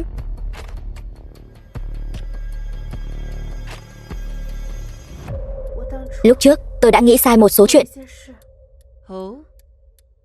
Tốt lắm. Đợi tôi trừ khử cô rồi, nhất định phải quan sát cho kỹ. Người quan tâm đến cô nhất sẽ khóc như thế nào? Thẩm Nguyệt, cô độc ác như vậy, sẽ chẳng có ai thật lòng quan tâm đến cô đâu. Kể cả cha mẹ cô. Cô nói gì? Cô dám nhắc đến mẹ tôi? Việc tôi mất mẹ là do cô ban tặng. Sự ra đi của bà ấy thì có liên quan gì đến tôi? Không liên quan. Năm đó bà ấy ôm cô ra ngoài, chỉ là muốn lén lút đem cho người ta. Mẹ tôi cùng đường mới ôm cô nhảy xuống sông. Thì ra người trừ khử tôi là mẹ cô. Tại sao bà ấy lại hại tôi? Tại sao? Chuyện này phải hỏi cha ruột của cô, Mã Huy. Năm đó Mã gia và Thẩm gia cùng nhau khai thác khách hàng. Tại sao cuối cùng ông ta lại giành được tất cả các đơn hàng? Thẩm gia chúng tôi không những phải làm nền mà còn bị tổn thất nặng nề. Các người mới có cơ hội làm nên cơ ngơi lớn như vậy. Thì ra tất cả những chuyện này đều là do cha cô sai khiến. Tôi thật ngốc. Vậy mà lại đi cứu một kẻ muốn hại mình. Đáng lẽ lúc trước tôi không nên cứu hắn. Muộn rồi, cha tôi bây giờ rất khỏe mạnh. Cô cứ coi như là cô giúp Mã Huy trả nợ đi. Thì ra ghen tị thật sự có thể khiến một người thay đổi hoàn toàn. Lần đầu gặp cô, vừa xinh đẹp vừa ngầu. Không ngờ chỉ trong vài tháng ngắn ngủi đã biến thành như thế này. Tôi trở nên như vậy đều là do cô ban tặng. Không có tôi, Lục Vân Chi cũng sẽ không thích cô đâu. Thấy cô như vậy, tôi thật sự rất vui. Thẩm Nguyệt, cô sẽ gặp báo ứng. E là cô không thấy được đâu. Lục Minh, cô ta chính là người phụ nữ Lục Vân Chi yêu nhất. Anh không muốn ra tay sao?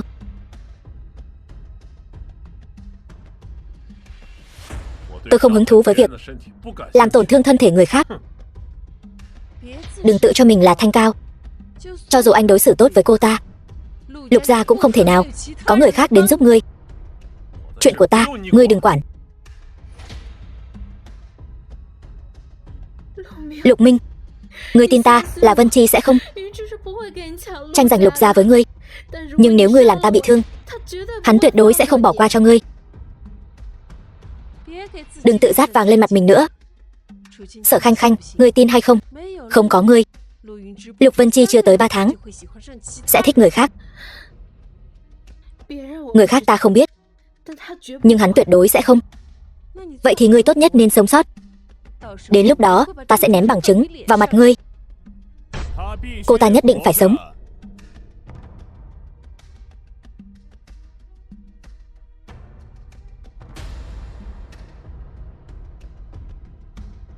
Ai làm cô ta bị thương? Sao? Đau lòng rồi. Ta đã nói rồi, cô ta là để đối phó với Mã Huy và Lục Vân Chi. Ai bảo ngươi động vào cô ta? Hợp tác với Thẩm gia chúng ta thì hãy từ bỏ thứ tình cảm nam nữ của ngươi đi. Thả cô ta ra, chúng ta đều không phải đối thủ.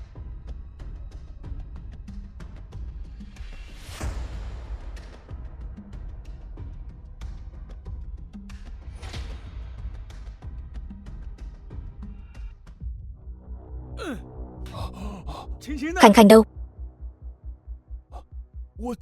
Tôi thật sự không biết. Thẩm Vân Đào, ngươi bình thường làm mấy trò mèo, ta cũng không so đo với ngươi. Nếu ngươi dám động vào con gái ta sẽ không tha cho ngươi. Mã tổng, ngài thật sự hiểu lầm tôi rồi. Khanh Khanh đã cứu tôi 2 lần. Tôi chắc chắn sẽ không hại cô ấy. Con gái người đâu?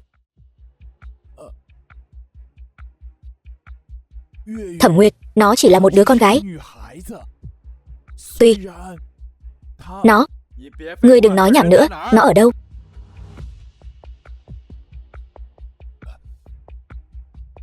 Điện thoại nó tắt máy rồi. Được. Nói trước. Nó dám làm con gái ta bị thương dù chỉ một chút, ta sẽ lấy mạng nó. Ở kho hàng phía nam thành phố. Kho hàng phía nam thành phố. Địa bàn của lão Phùng. Mã Tổng, trước mặt các ngài, chúng tôi chỉ là mấy tên tép diêu. Có vài chuyện cũng là bị ép buộc thôi. Bị ép buộc? Thẩm Vân Đào, chuyện năm xưa của Mã gia ta, người biết được bao nhiêu? Tôi thật sự không biết. Người tốt nhất là không biết.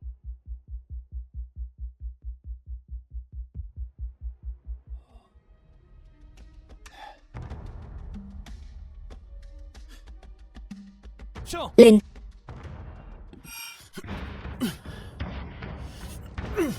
Vân Chi, những người này đều là cao thủ hàng đầu. Ngươi không đánh lại bọn họ đâu. Mau dừng tay. Chỉ cần ngươi cầu xin, bọn họ sẽ tha cho ngươi.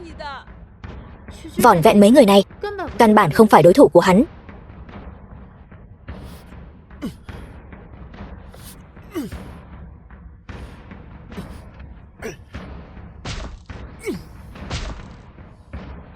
Đám ăn hại này. Trước đây hắn đã đánh giỏi vậy sao? Hắn vốn là chiến thần tướng quân, một người có thể địch vạn quân.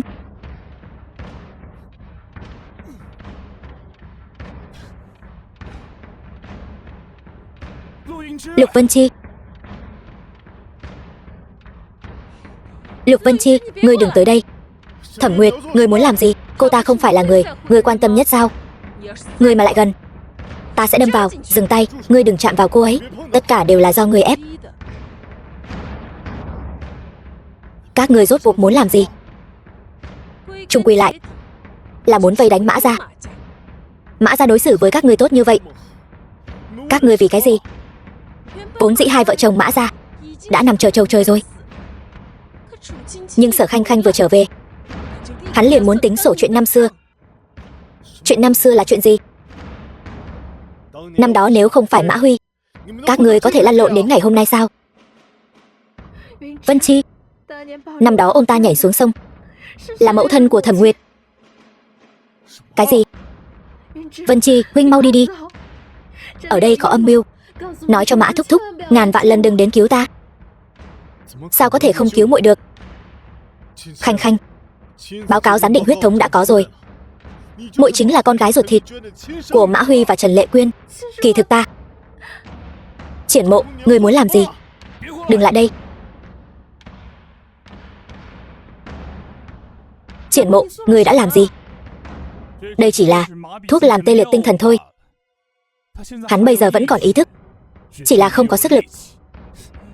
Chỉ vì chuyện này thôi sao? Đương nhiên. Nếu không phải vì ngươi, muội muội ta bây giờ vẫn còn ở trước mặt ta. Vân Chi ca ca. Vân Chi ca ca, đau không? Không đau. Khanh Khanh, năm đó hãm hại cả nhà muội bị Chu Di Cửu tộc thật sự không phải ta. Huynh đừng nói nữa, ta đều biết rồi. Ngươi không phải Lục Vân Chi, cũng giống như cô ta không phải Sở Khanh Khanh.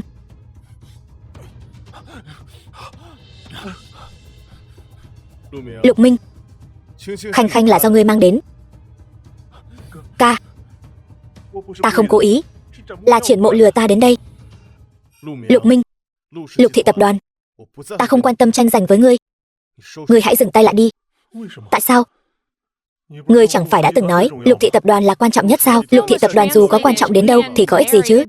Khổ sở chống đỡ một doanh nghiệp, bao che cho cả gia tộc, đến cuối cùng chẳng phải vẫn bị chính đệ đệ truy sát sao?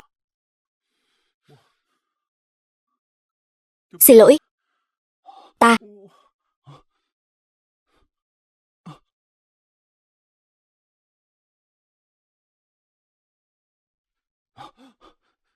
Ngươi nghĩ cho kỹ đi, những chuyện chúng ta đã làm trước đây, hắn đều biết cả đấy, ngươi sẽ ra sao?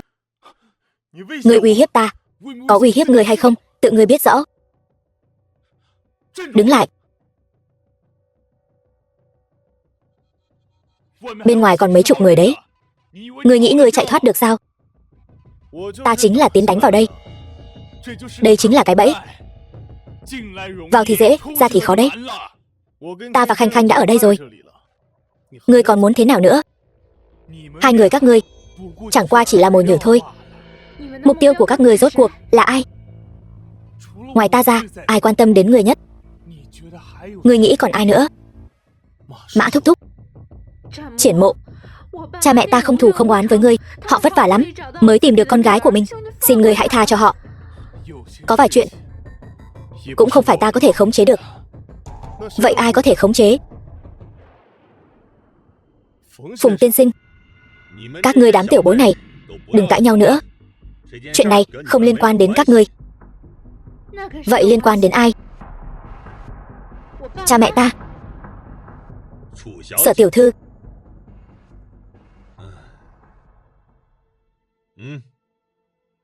Lời cô nói, tôi rất tán thưởng.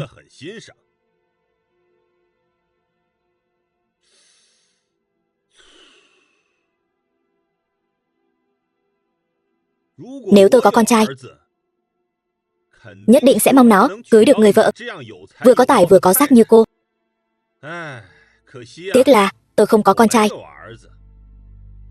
Càng đáng tiếc hơn là cô lại là con của lão Mã. Chờ đã. Hắn sắp đến rồi. Ông nói với ông ấy tôi đang ở đây. Người khác không có cái quyền này đâu. Bảo hắn một mình đến gặp tôi. Lấy con cái làm con tin. Loại thủ đoạn mà đến lũ trộm vặt bình thường cũng chẳng thèm dùng. Vậy mà lại được Phùng tiên sinh dùng làm át chủ bài.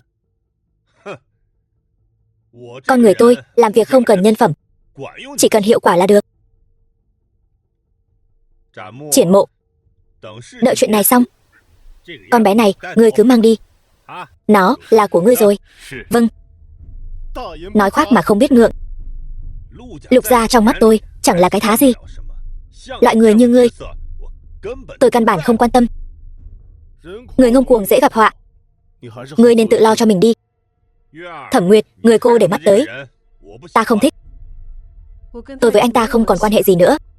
Vậy thì tốt. Chờ chuyện này qua đi, thanh niên toàn Thanh Thành này, cô muốn chọn ai thì chọn. Vâng. Cảm ơn Phùng thúc thúc. Lục gia quả thật không cần thiết phải tồn tại. So với cha tôi, người thật sự kém xa lắm. Mã Huy còn nhiều điểm không bằng tôi. Đó là ngươi tự cho mình là đúng. Khanh Khanh, con sao rồi? Ba, con không sao. Khanh Khanh, con thật sự là một đứa trẻ dũng cảm. Lần này ba nhất định sẽ cứu con ra ngoài. Lão Mã, nếu tôi ra tay, ông nghĩ có cơ hội cứu nó không? Lão Phùng, có chuyện gì thì cứ nhắm vào tôi, đừng làm khó bọn trẻ. Tôi đã hẹn ông rất nhiều lần, nhưng ông chưa từng đến. Vậy nên, xin lỗi, chỉ có thể dùng hạ sách này. Rốt cuộc ông muốn thế nào?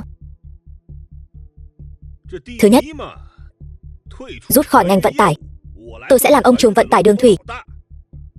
Thứ hai, ông ly hôn với Trần Lệ Quyên. Đàn bà tôi không cần thì ông cũng đừng hòng. Thứ ba, ông đi chầu trời đi. Đàn bà mà ông không cần. Ngươi không biết cha ngươi năm đó hèn hạ thế nào đâu. Người đàn bà đó, người đàn bà mà ngươi gọi là mẹ, bà ta là của tôi. Lão Phùng, ông với Lệ Quyên là thanh mai trúc mã. Cô ấy luôn coi ông như anh trai mà. Mã Huy, từ khi ông gian díu với Trần Lệ Quyên, cả đời này tôi không ngóc đầu lên nổi. Hai người vốn không phải là một đôi. Hơn nữa, bao nhiêu năm nay chúng tôi vẫn luôn mai mối cho ông. Tôi chỉ cần Trần Lệ Quyên. Lão Phùng ông biết đấy. Cô ấy bao nhiêu năm nay tinh thần luôn không tốt. Ông. Đương nhiên rồi. Bà ta làm tôi sống không yên ổn. Tôi cũng không thể để bà ta yên ổn. Trần Lệ Quyên, loại đàn bà lòng dạ sắt đá. Chỉ có con gái mới khiến bà ta đau lòng. Cho nên, năm đó, việc tôi bị ném xuống sông là do ngươi làm phải không? Phải. Vợ của Thẩm Vân Đào tình nguyện ra tay giúp tôi. Tôi tất nhiên phải cho bà ta cơ hội này. Chỉ là tôi không ngờ bà ta lại ôm đứa bé nhảy xuống sông. Thật cảm động. Mẹ, ngươi cũng đừng quá uất ức. Vì hành vi của mẹ ngươi, ta đã quá nương tay với nhà họ Thẩm rồi. Nếu không, với năng lực của cha ngươi, bây giờ cũng chỉ là kẻ xiết ốc vít. Ngươi là đồ lòng lang dạ sói. Chỉ vì một mình ngươi mà hai đứa trẻ đều mất mẹ. Ngươi đúng là đồ biến thái. Biến thái. Đã rất lâu rồi không có ai nói với tôi từ này. Gan ngươi cũng lớn đấy. Ngươi dám động thủ với ta. Có gì mà không dám. Lên cho ta. Người đâu? Khống chế tất cả bọn chúng lại. Thả con gái ta ra. Ngươi muốn làm gì? Thẩm Vân Đào, ta đối xử với ngươi không tệ. Ngươi lại dám hãm hại người nhà của ta. Bây giờ thì đúng là ngươi chưa làm gì được ta. Nhưng năm đó, Sở Khanh Khanh là do vợ ta đẩy xuống sông. Sớm muộn gì ngươi cũng sẽ trả thù chúng ta. Tôi vạn lần không ngờ người tôi tin tưởng nhất lại chính là kẻ khiến vợ con tôi ly tán. Ba, để con tôi lại đây. Tôi đảm bảo sẽ không làm hại vợ anh.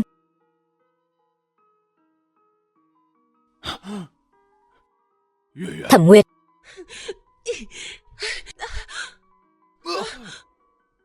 Ba. Ba. Ba. Đến cái mạng này cũng không hết tội. Không sao chứ Lệ Quyên. Phùng Lỗi phải làm sao đây? Phùng Lỗi, những chuyện trước đây ngươi làm với chúng ta đều có thể bỏ qua. Nhưng ngươi hại Khanh Khanh, ta không thể tha cho ngươi. Chỉ vì nó là con của Mã Huy. Vì nó là con của tôi. Ngươi chỉ vì chút chuyện năm xưa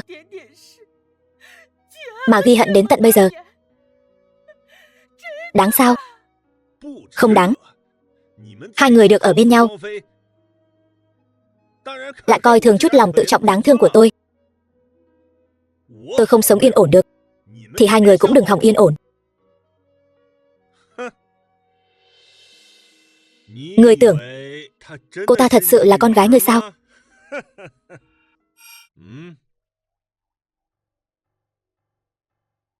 Là nó.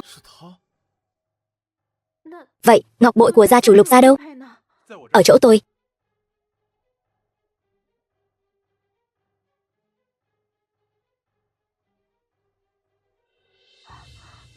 Chuyện này là sao? Ngươi xem cái này đi. Ngươi còn phân biệt được ai mới là người có thể đưa ngươi về đại hạ không? Ngươi biết đại hạ Lục Vân Chi. Năm đó khi thành hôn với Sở Khanh Khanh, ngươi còn nhớ người mặc áo đen biến mất cùng ngươi chứ? Là ngươi. Sao ngươi lại đến sớm hơn ta nhiều như vậy? 20 năm trước ta một mình xuyên không đến, sống trong thân xác Phùng Lỗi, trùng tên trùng họ với ta. Khổ sở đợi 20 năm mới đợi được các ngươi. Ta vẫn luôn nghiên cứu lỗ hổng thời không, cho đến một ngày ta nhìn thấy người giống hệt Sở Khanh Khanh, trùng cả tên lẫn họ. Sở Khanh Khanh 16 tuổi. Ta mới biết ta cuối cùng đã đợi được. Vậy nên ngươi là do ta mang đến. Chính xác mà nói là do nhân tố trên người ngươi hợp với ngọc bội mới đến được đây. Không thể nào. Vậy Sở Khanh Khanh trước kia thì sao? Ngươi chỉ chiếm hữu thân thể của cô ta, chẳng lẽ còn muốn thay thế cả cuộc đời cô ta sao?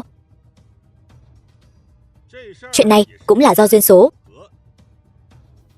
Dù ngươi không đến, Triển Mộ vẫn có thể khiến cô ta sống không được mà đi cũng không xong.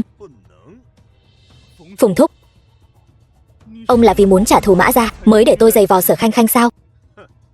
Đương nhiên, nếu ngươi không nghe lời Sao ngươi lại có thể sống tốt như vậy được? Khanh Khanh, Triển Mộ, ngươi nghe thấy rồi chứ? Ta không phải Sở Khanh Khanh.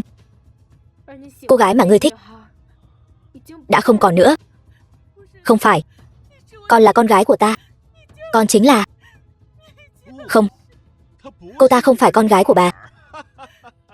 Ngươi im miệng. Sự tình ngọn ngành là như vậy.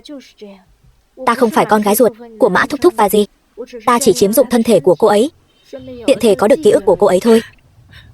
Vậy cô ấy đã không còn nữa.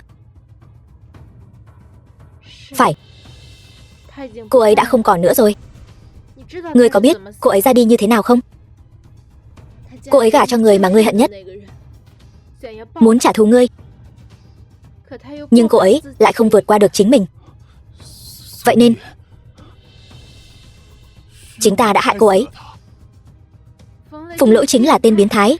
Hắn ta khống chế suy nghĩ của ngươi, tìm cách trở về đại hạ. Vậy còn hắn ta? Chính hắn ta đã cướp đi muội muội của ta. Hắn ta phải đền mạng. Kẻ thù thực sự không còn là Lục Vân Chi nữa. Bởi vì Lục Vân Chi đã mất rồi. Mất rồi. Đại ca cứ vậy mà mất sao? Ta không tin. Đúng, là ngươi hại mất mạng. Lục Vân Chi hiện tại giống ta, xuyên không đến đây. Căn bản không phải người của thế giới này. Chuyện này thật quá kỳ lạ. Quả nhiên ca ca so với trước đây rất khác. Nếu không ngươi căn bản không có cơ hội trở thành gia chủ Lục gia. Lục Minh thắng bằng cách này, ngươi thấy vẻ vang sao? Ba mẹ, con không chỉ có ký ức của con gái hai người. Lần đầu tiên gặp mẹ, lòng con chua xót. Chúng ta có sợi dây gắn kết. Ta không quan tâm. Con chính là con gái của ta. Khanh Khanh, Khanh Khanh, Khanh Khanh, Khanh Khanh.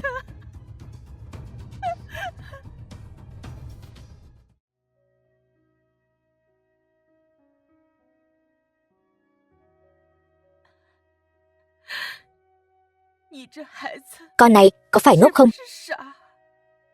Nếu có tác dụng, ta có chảy hết máu cũng phải đi tìm con bé. Mẹ có biết không? Nếu cô ấy trở về, nhất định mất mạng. Tại sao? Nữ nhi tội thần không thể sống nữa. Triều đình sẽ không để cô ấy sống sót.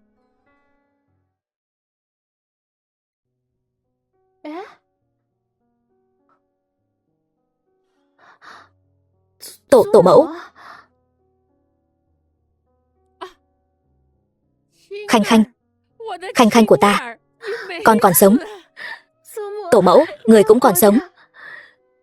Vậy những người khác thì sao?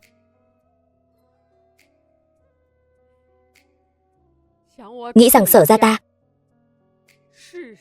đời đời làm nghề y cứu người, vì hoàng thất có thể nói là dốc hết tâm can. Thế mà hắn lại nhẫn tâm như vậy, đem Sở gia ta hơn 100 nhân mạng toàn bộ xử tử. Thật đáng hận. Tổ mẫu, bây giờ trong nhà còn ai khác không? Phải, trừ ta ra, tất cả đều bị trừ khử. Chỉ còn mình ta. Khanh Khanh, con không thể ở lại đây. Lỡ như bị bọn chúng phát hiện, cũng sẽ bị xử tử. Tổ mẫu, con vất vả lắm mới trở về bên người. Con không muốn rời xa người. Con còn có phu quân, còn có người yêu thương con. Con không nên quay lại đây. Tổ mẫu, người nói vậy là có ý gì?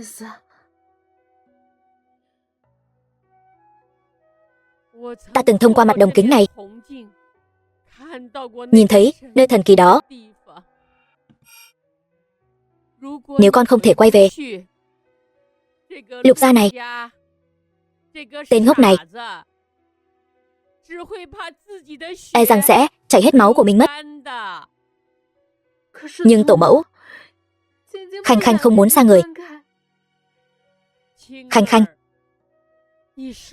con là huyết mạch duy nhất của Sở gia ta. Dù đi đến đâu, phải tự chăm sóc bản thân cho tốt. Tổ mẫu,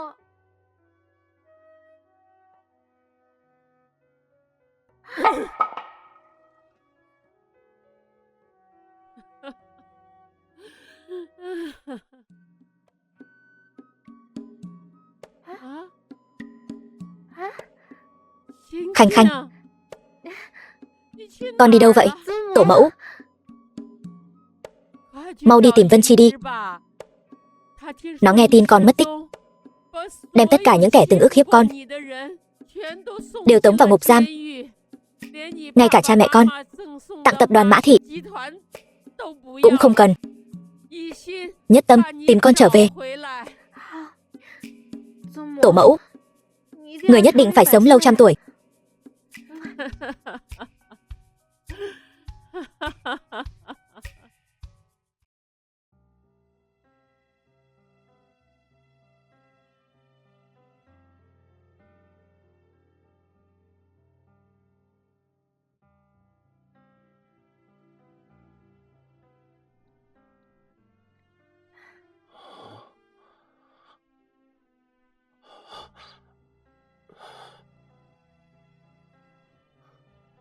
Vân Chi ca ca, ta nghĩ kỹ rồi. Ở lại đây, không quay về nữa. Khanh Khanh,